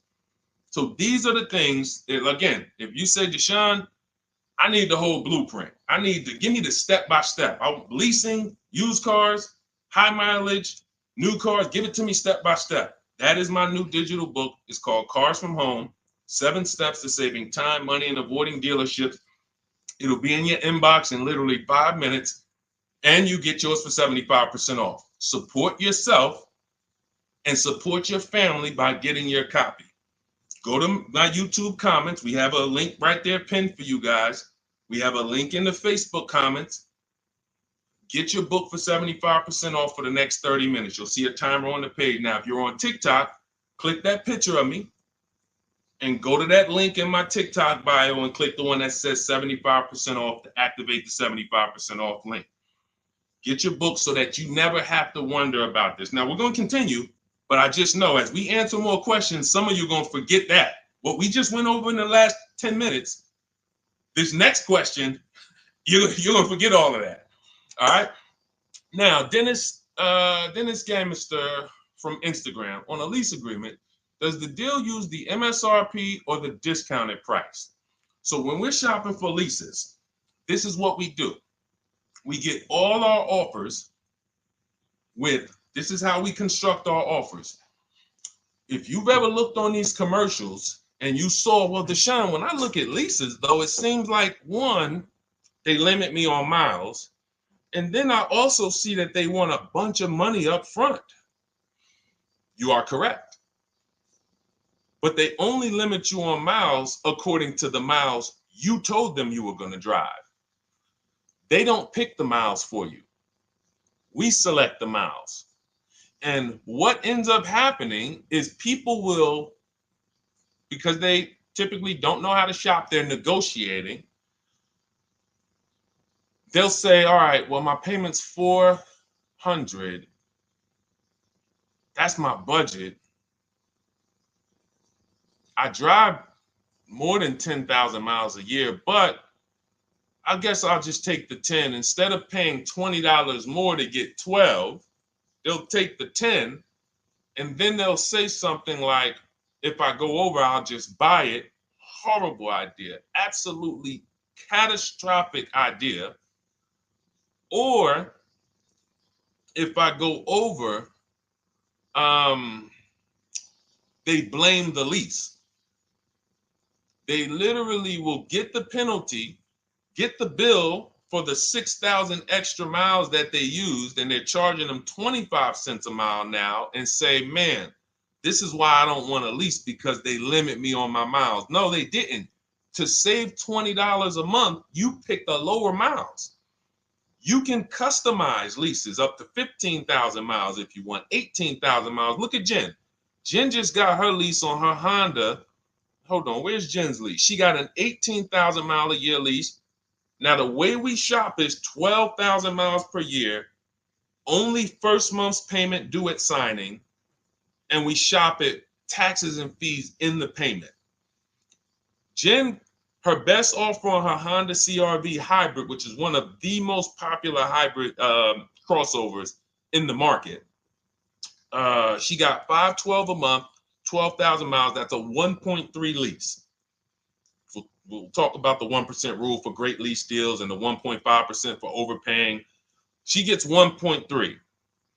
She bumps it up to 18,000 miles per year. But look how much more, y'all. $50. So for $50 more a month, she, instead of driving 12,000 miles, she gets to drive 18,000 miles. And she gets to drive as much as she needs to for $50.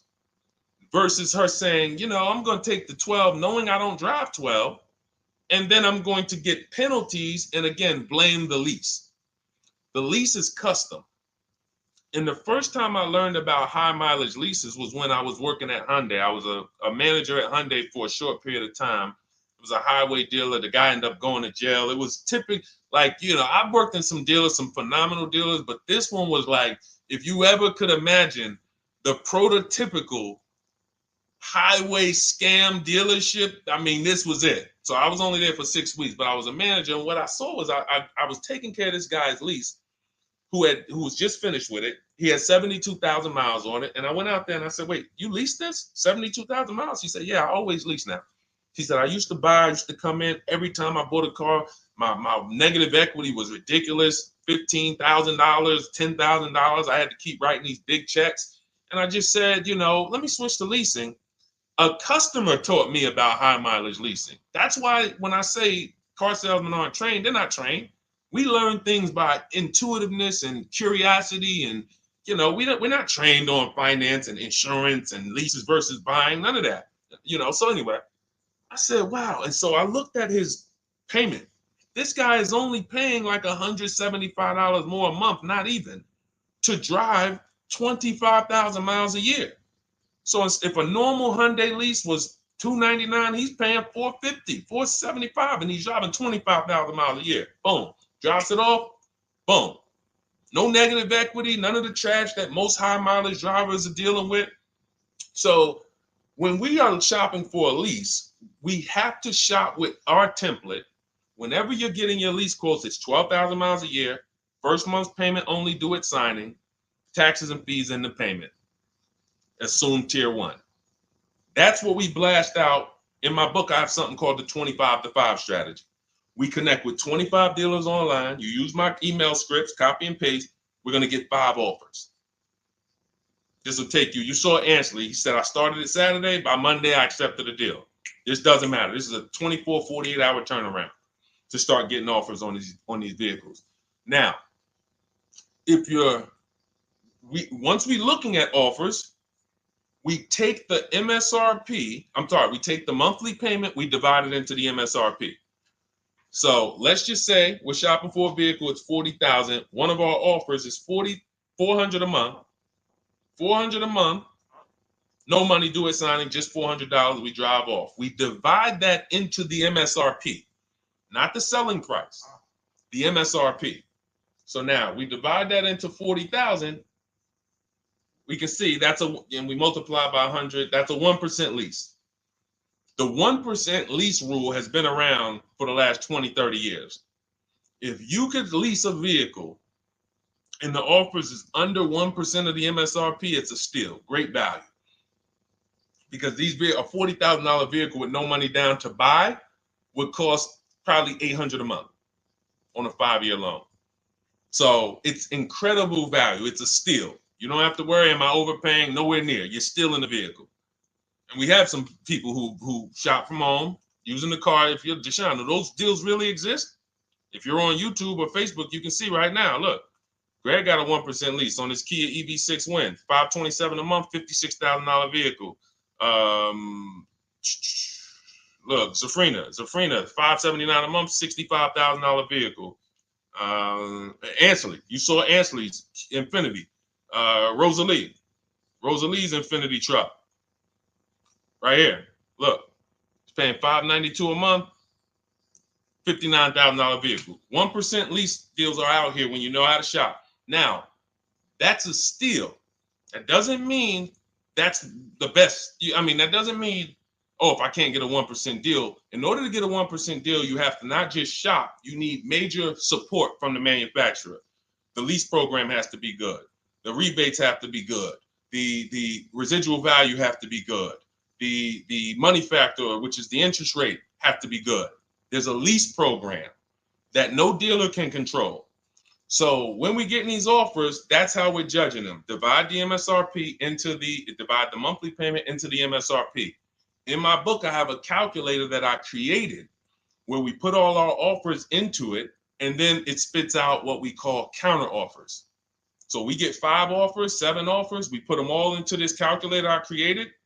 Again, this is the best $24. If you get there for $24 before that 30-minute timer and you get your copy, it'll be the best $24 you ever spent. I hold myself accountable to that. You can Google the book and read the reviews. There's software that we created that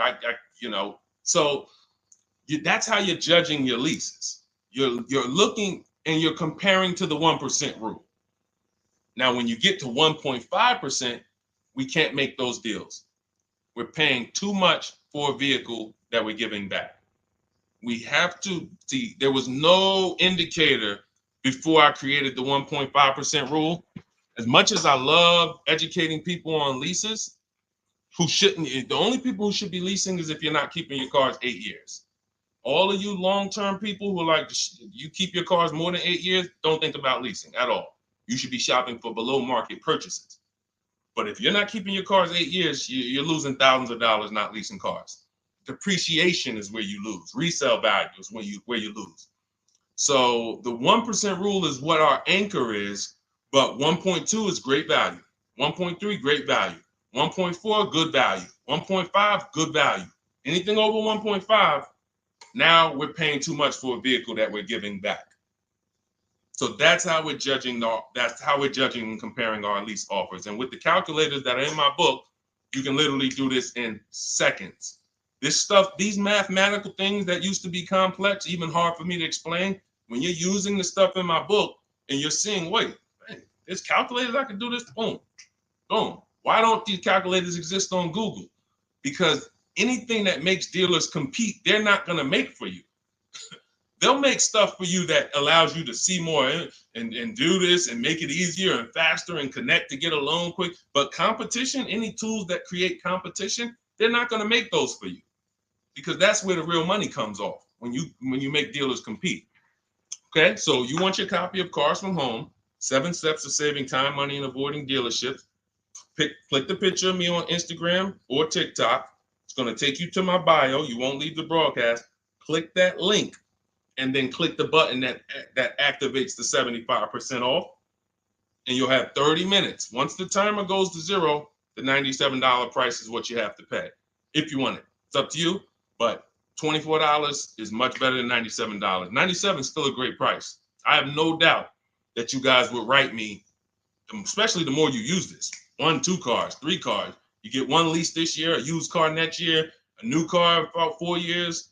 And Deshone, what about when websites change? What about, this is an online system. Websites go out of business. Vroom went out of business. They were in my book. We used to get bids from them. to sell cars to them. When we were shopping for used cars, they were in my multiple marketplace strategy. They went out of business. I went right into the master file, updated the 9,000 people that had a book. It was probably like 2,000, 3,000 at that particular time. And the next time people opened the book file, there was no room. That's why the book is digital. That's one of the reasons. You'll see the other reasons is I have scripts that I link you to. I have PDFs I link you to, videos I link you to. I couldn't do this with a real physical book. So again, in the YouTube comments, in the Facebook comments, we have a link for you guys to get your book at 75% off for 30 minutes and use it. All right, Dolan, shoot the next one then, brother. Let's go. How old of a used car should a person buy? That's based on budget. I like to start with when we open those marketplaces, Tony, you want to start with the most recent cars. The first thing you're doing when you open up the marketplaces, y'all, first of all, we're creating accounts. Out of all those marketplaces I named, 6 or 7 of them, we use 8. We use eBay Motors, we use Carfax.com, we use Cars.com, Autotrader.com, CarGurus.com, Carvana, CarMax, Driveway, and that's 8. 7 of those, or 6, allow us to create an account. Why is it important to create an account? So that every single new car that matches our criteria, as soon as it's listed, we get a notification. The people who have that notification on, most of them don't know how to assess the market like I'm showing you. So even if they get a notification that the car was just posted, they're not going to have the information to take advantage of it. They're going to hesitate. What we do is the first thing we do after we create our account is we're now assessing the market. Where's the low prices? Where's the high prices? And I'll usually go 3 years back, sometimes 4 years back, and let's assess the market. Now, I have another calculator in the, matter of fact, let me show this to you guys. I have another calculator. It's called the Perfect Budget Calculator. The Perfect Budget Calculator. What this does, you guys can't see this on YouTube, but you can see it on you can't see this on TikTok. But if you go over to YouTube, Facebook, or Instagram, you'll be able to see what I'm sharing right now. Now,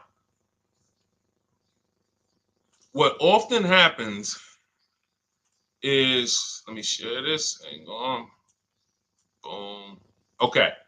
So now what often happens is a lot of you will say, I could put down $2,000, but, if I don't have to, then I won't.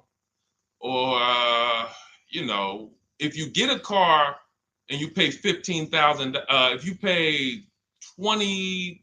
you pay $500 a month for 5 years, that's a lower price you paid than paying $500 a month for 6 years.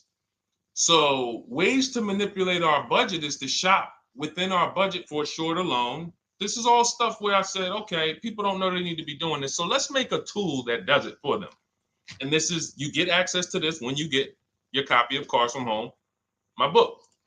So let's say we do something called an equity assessment. Everybody who has a car, remember I was mentioning a little while ago, we go to these websites, Driveway, all these, and we find out what our car is worth. Let's say you're like, man, okay, if I sell my car to CarMax, I'm actually going to have $3,200 of equity. All right, so when I sell, I'm going to put that into my budget. All right, now my down payment,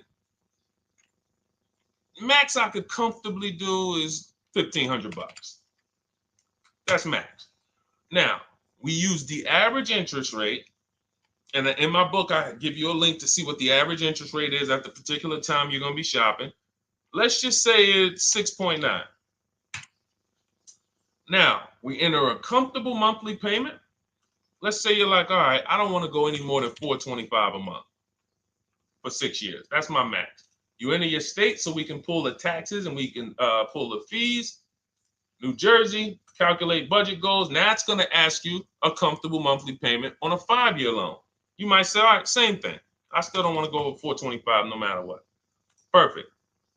What this does is create multiple goals. And it creates multiple goals. It creates a starting point. Now, if you find a car at this price, $18,776 or less, you can do a 5-year loan, use none of your equity. So this will go in your bank, and use none of your down payment. Now, next goal may be, okay, $22,000 or less. 6-year loan, no equity, no down payment. So the first 2 goals are no money down goals. If I find a car anywhere in these price ranges, I can do these deals, no money down. Now, this is one where I use my equity, but no down payment. Goal number 4, I use my equity for a 6-year loan, no down payment. Now, goal number 5. Now you can see the price of the car is getting higher. Use equity, use my use equity and down payment, but it's 5-year loan. And then here is your max budget. Your max budget, which is fine. There's nothing wrong with if you find a vehicle that, once you use this and you find the best price vehicle, as long as you are under this number, you are fine. The problem is when you go over that number. The problem is when you go over budget. All of these goals are your budget. So when I got my Infinity truck, I got my goal out. It was my 4th goal. 4th goal. 4th goal. Now, this is how you make sure when you go out to shop, and look, you'll notice, look at the top. What does it say? You select your state determines the sales tax, will factor it in, give you precise figures. Now, you'll notice, what about the fees, Deshone? Don't all these cars charge fees? We've already factored in the taxes, and we've added $1,000 for fees. What is $1,000? The documentation fee and the motor vehicle fees. It's all in there. So you can go out and know that's my max budget. I cannot buy a vehicle, make a deal on a vehicle where my purchase price is more than $26,729. That's the perfect budget calculator. So there are certain things that I had to create. No one does them. Everything that I was referring you guys to, all the websites, I was doing this, and there was some things where I couldn't refer you to anything because it doesn't exist. We had to build it. So this is how we make sure we are shopping, whether it be for new cars, used cars, below our budget. And that's not how you make, but here's the thing. I need you, before we go to the next question, I need you to understand something. That doesn't make sure you pay below market price. You have to combine this with getting bids, because you can be within your budget and pay over market value. There's 3 types of prices you can pay for a car, whether it's a new car, used car, or lease. Did you pay market value? That's what everyone's paying. Average. Did you pay over market value? Our only deals we make are below market value. And the way that happens is through bidding and creating a marketplace around you where all these people are competing for your business. That is how you combine that with the budget. This will keep you below your budget, but it does not guarantee. If I gave this to you, all of you would be like, this is great. I'm never going to go over my budget again. But it does not, until you combine that with getting bids for whatever you're looking for, you still run the risk of overpaying, even if you're under budget. Okay? Clear? Type $ if you're all clear before we move to the next question. And there's no way for us to do this manually. If there was a way that you could do this manually, trust me, I would have told y'all to saw me make a video about it all day on my social media. There was just no way. We had to build software. And in my book, you guys will have access to at least 5 calculators for counter offers for new cars, true value discounts when you put the new price you put the original new price of the used car deal whatever used car you're buying, you put the new car price in, and then you put in the asking price, and it tells you the true value discount, perfect budget calculator. We have at least 5 softwares that I've custom built, and to make sure you guys get great value. So again, I didn't want to be the person who said, you guys know, there's plenty of people who be like, man, the value I'm giving you guys, I'm gonna charge $2.99 for the book. Whatever. The people who pay, they'll save the money. And the people who pay, there'll be some people, because some people are gonna pay, they just see value. Poor people look at cost. Wealthy people look at value. People who are into financial literacy they don't ask themselves, how much does that cost? They ask themselves, what's the value I'm getting from that? And I could have said, well, you know what? I'm going to help you pay less than everyone on new cars, used cars, leases. We'll do $200, $300 for the book. And I only want to sell it to 1% or 5% of the pie.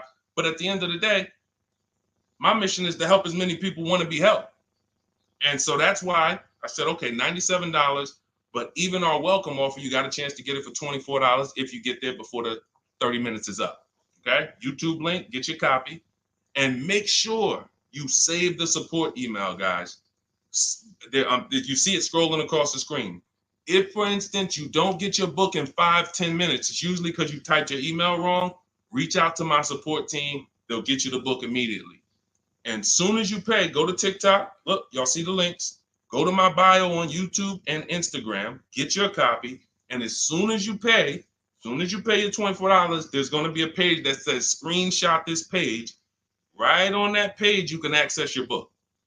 I want you to have the book immediately, but I also, in case some of you type wrong, big thing, we fat finger stuff.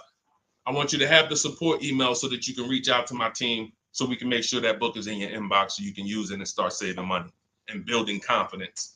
Okay, Dolan, next question, man. Let's keep it rolling.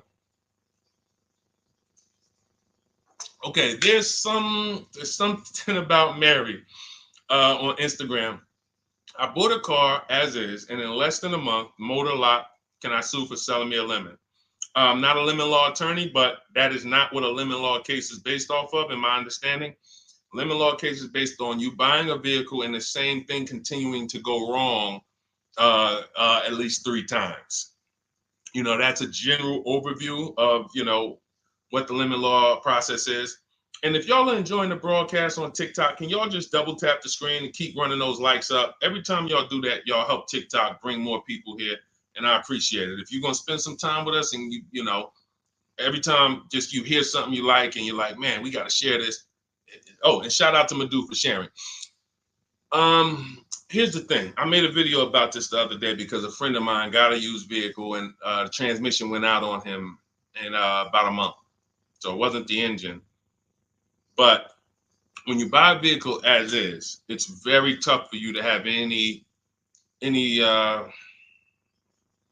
recourse, anything that you can do, because you're signing a contract that specifically says as is. It's very tough. What I would do if I was you, because the damage is done, I just find out what it would cost me to put a used engine in the vehicle, rebuilt in a used engine, salvage yard. You need to, and especially if you're buying cars that you're paying cash and you're buying as is cars, these are probably cars that are under 10 grand, 12 grand.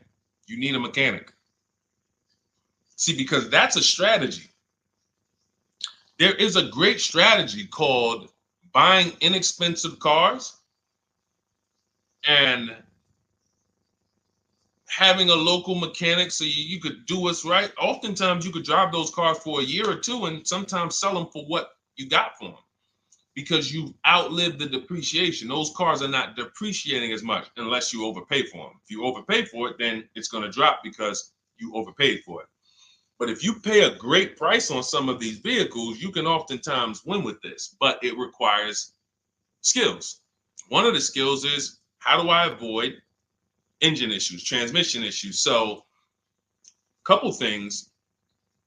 for those of you who may be going this route, you need to narrow your search down thoroughly based on title history, service records, accident history.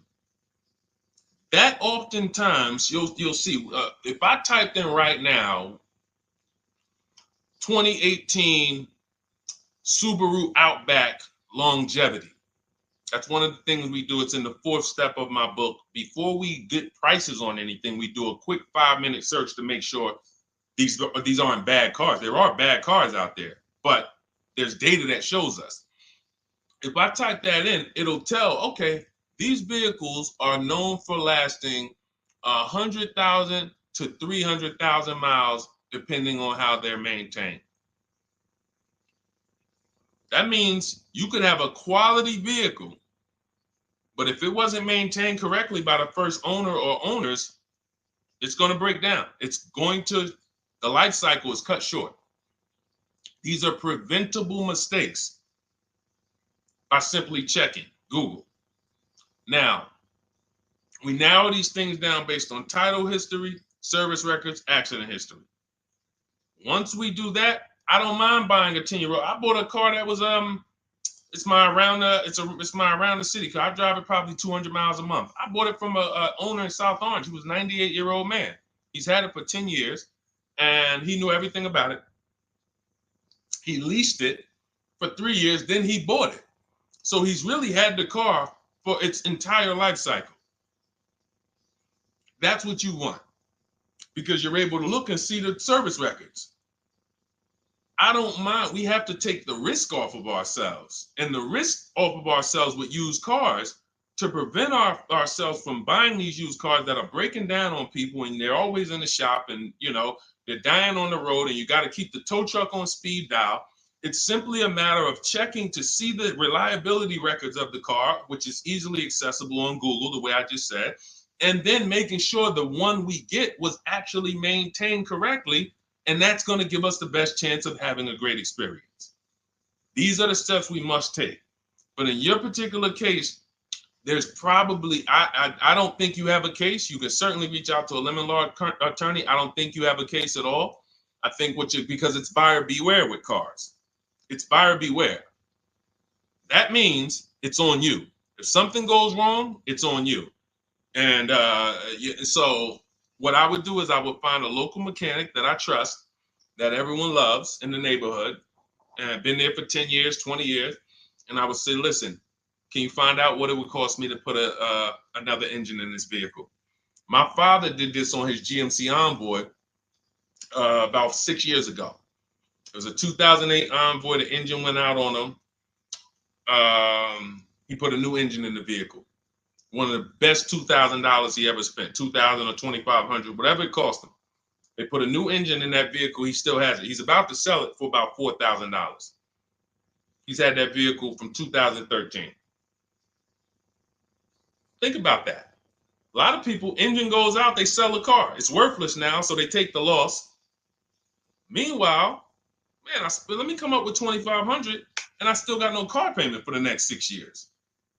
We don't need to be so quick to go replace our cars. If we follow these strategies, we can actually, I love to see more people doing that. Just go fix the car. But don't go to the dealership to fix it when they tell you, hey, the engine's going to cost $10,000. And what does the dealership say, y'all? When you have these major issues and the dealership tells you the transmission is $7,000 and a new engine is $10,000, what's their suggestion? What's their suggestion when they tell you that? Because they already know you're gonna be like, yo, what the heck? I can't pay all of that. What's their suggestion? Let's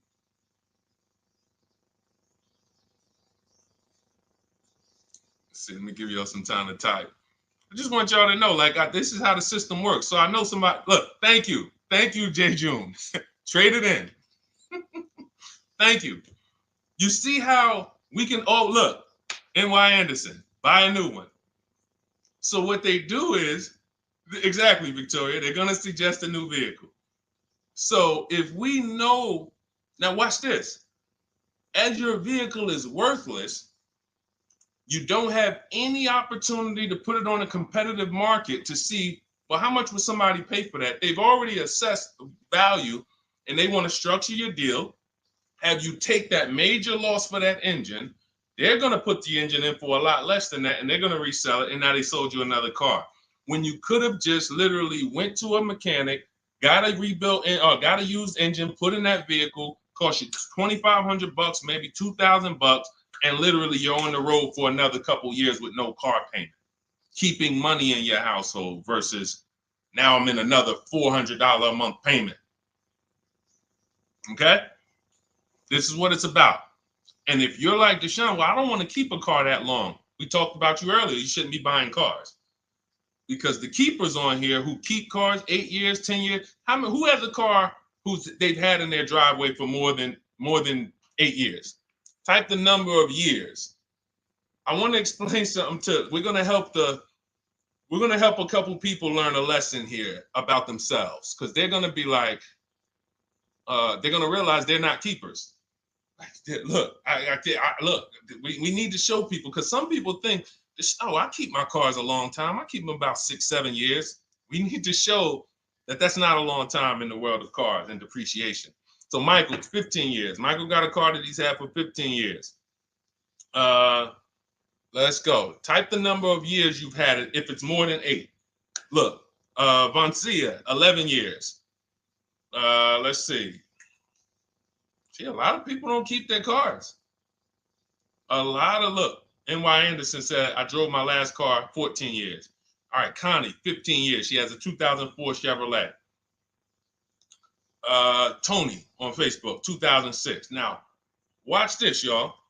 If you ask me, Deshone, what's the way to get the most money out of a vehicle? It's to do what they're doing. Tanaya, 9 years. No, Renata, not less than 8. Not less than 8. We're trying to put you into a different cat. We're trying to help you see the category you should be in. Look, 9 years. Donna, 15 years. What's so important for y'all to see about these people is that they have beat depreciation. And that means whatever their vehicles are worth today, a year from now, they're going to be worth about the same. If their vehicles are worth $4,000 today, a year from now, they'll be able to still sell it for about $4,000. But the thing is, they're trying to get the most money out of it because the cost of replacement is expensive compared to what they're doing. No matter how much they got to pay to keep those vehicles on the road every year, a little couple $100, maintenance, whatever, it's nothing compared to going and getting a new car and bringing hundreds of dollars a month or thousands of dollars in the form of cash out of our household. And everyone's not going to do that. And that's okay. You should not be buying cars. You should be shopping for below market leases. Because again, there's 2 ways to save money. Do what the keepers do. You just saw all the keepers. We shouted out all of them. And the other way is to go in and not tie money up in the vehicles in the first place. When you look at somebody like Danielle, she's driving a $44,000 Audi, 2024 Audi A3. That vehicle is $800 a month to buy, no money down. $800 a month for 5 years, maybe $700 a month for 6 years. She's paying $550 a month. She didn't tie up the money in the first place. That's the name of the game with leasing. Bonita on her Telluride. This is also to show you it doesn't matter what the market does. The market could be up or down. We're going to pay less than everyone. This is Bonita.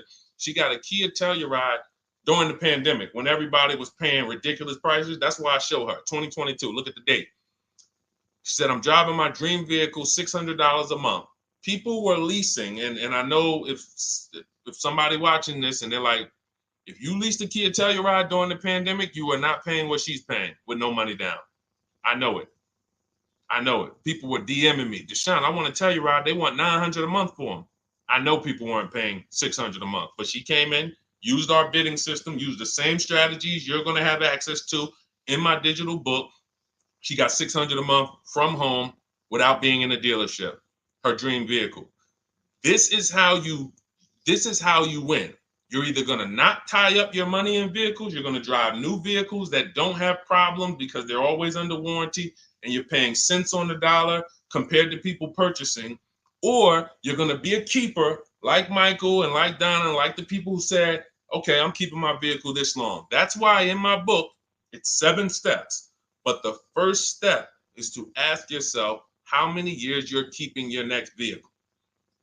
That is the first question I would ask you if you and I were shopping together. My first question to you would be, Michael, how many years you want to keep the next vehicle? 8 or more or less than that? If you said to me, Deshone, I'm going to keep it at least 8. All right, let's go for the purchase. New or used, depending on budget, but we're purchasing. We need to find a below market purchase. If you said, Deshone, I'm 6 years max. I can't see myself keeping a car more than 6 years. All right, we're going to shop for a below market lease. Because the money you're going to spend in a below market lease, when you get these below market lease deals, not commercial leases, not what you see on advertisements. Those are ridiculous prices. We don't pay those prices. None of these people that you see, Greg, Charles on his Palisade, none of these are advertisements. They're thousands less. But when you're putting money in the cars and you're driving brand new cars, this is how it was for me when I was 22. This started for me at 22. I was working for Pontiac, and I leased a brand new Pontiac G6. It was $256 a month. $256 a month. It was like a $21,000 vehicle. Same time, I had a friend of mine. She got a I don't want to say it because she might be watching this, and this is no shot at her. I didn't understand enough to teach her back then because I was new in the business. She went and she bought, let's call it a Honda Civic. Now my car was bigger because the G6 was a mid-size vehicle. The Honda Civic is a compact vehicle, but she bought it. $20,000 vehicle, 22, whatever it was at the time, paying almost $500 a month. Like, that's a $500 payment. That's what it is. So my young household, I got a newborn daughter. I got a new car I'm paying $256 a month for. Same time, it's got families around me. They're in their 20s, but they're paying $500 a month. This is what showed me, wait, something's going on. And I never stopped. I bought a used car at that time, but since I've had 4 Infiniti leases, I've had a Jeep Grand Cherokee lease, and people always think, D, you must be paying ridiculous money. I see you get new cars every 3 years, but they don't. I'm driving $40,000 cars, $45,000 vehicles. I never paid over $400 a month. Not one of my lease payments was ever. I remember I got this Jeep Grand Cherokee, and it was a $35,000 Jeep Grand Cherokee Laredo, 2018. When I got my offers, the best offer was $330 a month. 12,000 miles per year. And that's what I was driving. If I was driving 15, I would have bumped it up to 15,000 miles per year. I got $330 a month. I went in there and I gave them $330 for that Jeep Grand Cherokee, and I drove off. $35,000 vehicle. This is what I'm telling you guys. This is what is called deal structure. If your deal is not on the right foundation, if you buy but you should have leased, you're overpaying by thousands and thousands of dollars. And you're going to have subpar vehicles with that run out of warranty, and you're going to have the same payment. You're going to have higher payments. I need you out of these 2 categories. I need you in one of these 2 categories. I'm either going to keep my vehicle long enough to beat depreciation, 8 years or more, or I'm shopping for a below market lease. I'm not going to be stuck in the middle no more, buying vehicles and then selling them while they still have a loan on them, negative equity and all of this stuff. This is paramount. Okay, the buying versus leasing thing. I need most of you to put this to bed today. And I think I'm one of the only people that goes into buying versus leasing by the numbers. It's not opinion based. It's not, oh, I think you should lease if you're depending on the car here. It doesn't matter the car. Doesn't matter the car. You can see Teddy's, let's show Teddy's luxury. Teddy got a BMW. Doesn't matter. He wasn't going to keep it 10 years. Look, goes on a BMW 2024 i4 M50. It's a $73,000 vehicle, $856 a month. $856 a month. Look, he said the dealer's initial offer came in at $937 using the counter offer calculator. Using the counter offer calculator, he counted at $829. 8:56. If you just jumped on the broadcast, I showed you some of the calculators that I created that are in this book. In my book, there's a reason it's 5-star rated. There's a reason people that you can go read what your peers say about that book. Get your copy for 75% off. It's in my TikTok bio. Click that picture of me. Click the link. Same thing on Instagram. Go to my bio, click the link, and you'll see a button that activates the 75% off book.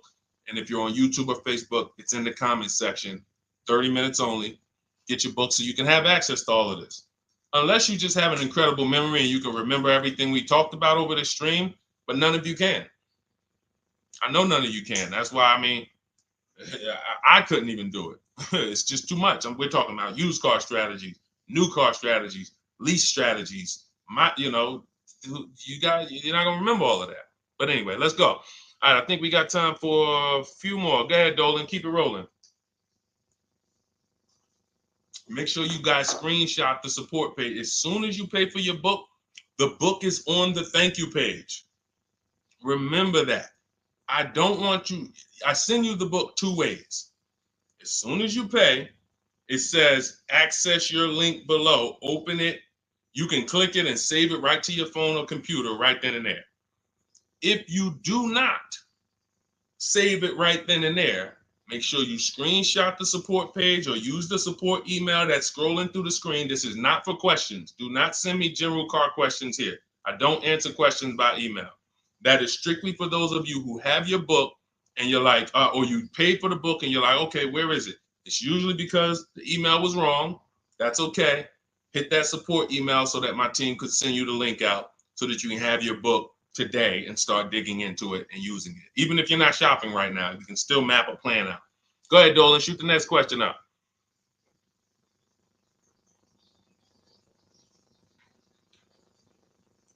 All right, this is Victoria from TikTok. Any tips for how I can get the highest trade-in value for my existing vehicle? Of course, bids.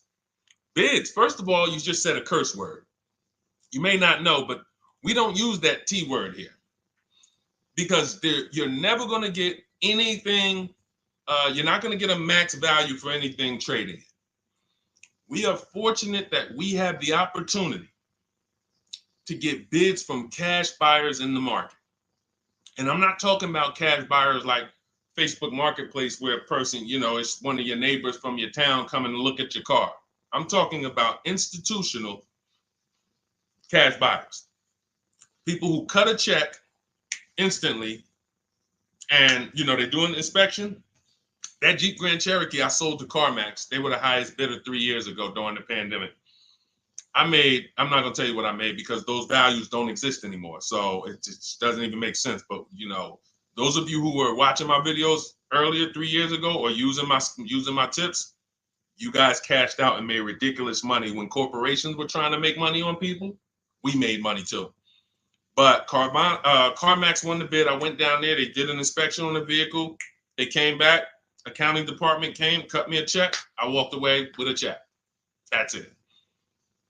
You don't want to trade. You want to sell. You want to break your not even break your transactions. I need you, Victoria, to realize there are three transactions in a car deal. Who you're going to sell your car to, that's one. Who you're going to buy your car from, that's another. Who you're going to get your loan from, that's the third one. Now, you're not always cash buyers. Deshone, I pay cash, then you don't need that. Deshone, I don't have a vehicle to replace, then you don't need that. But how do we make sure we get the highest value or the biggest discount? Bids.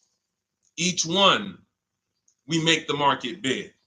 So what you should do right now, Victoria, this is step 2 in my book. After we decide whether we're going to buy or lease our next vehicle, that's step 1. Then we move to what is called the equity assessment. We need to find out, do we have equity or negative equity? Equity assessment. We call our bank. If we have a loan, we find out what our payoff is. Then we're going to go to carmax.com. I'm going to give you the 6 companies. This is the equity assessment process.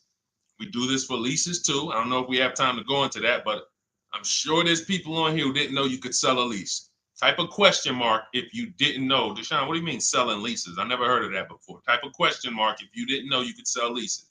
We have an equity assessment process for that too. But what you would do is you go to CarMax, Driveway, Carvana, Kelly's Blue Book Instant Cash Offer. This takes 20 minutes. AutoNation, Sell My Car, and Car Gurus, Sell My Car. Car Gurus, AutoNation, Kelly's Blue Book Instant Cash Offer, Driveway, Carvana, CarMax. 6 offers in 20 minutes. That's bids. See, everything we do is a bid. That's how we have peace of mind. We don't negotiate. We make people negotiate with each other. There's 2 schools of thought. I want to remodel my kitchen. I want to remodel my whole kitchen. I go in and I have 5 people come out to give me a quote. One of them comes in and I start negotiating with them. Hey, you got to take less. Hey, you got to take less. You got to take less. I don't know if it's a good price or not. But when I come in, the first person comes in, I say, hey, okay, great.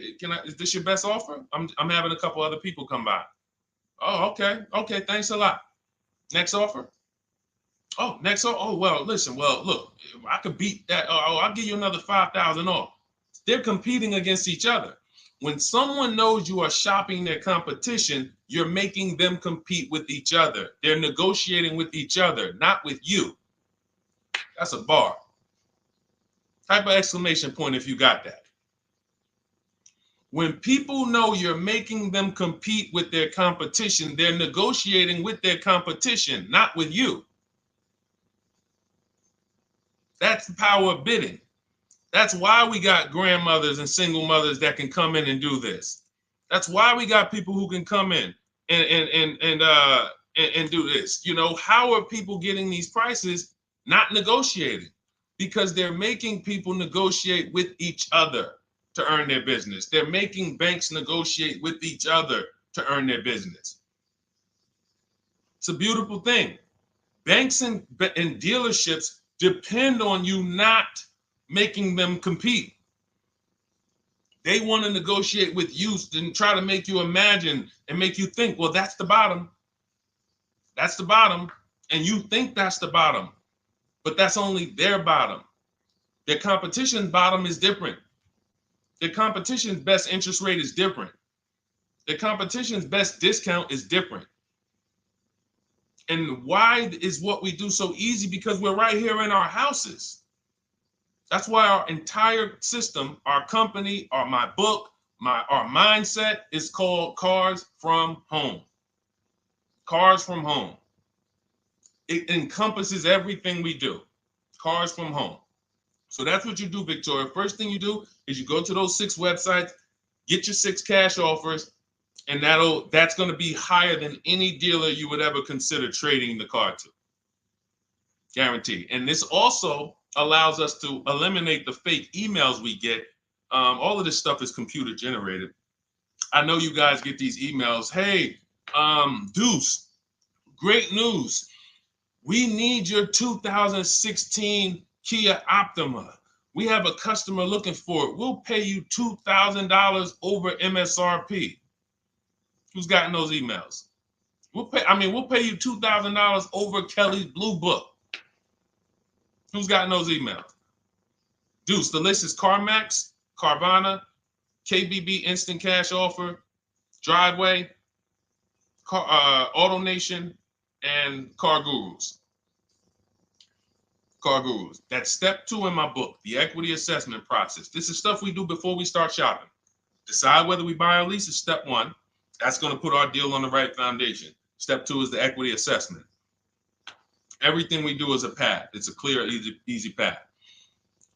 Okay, so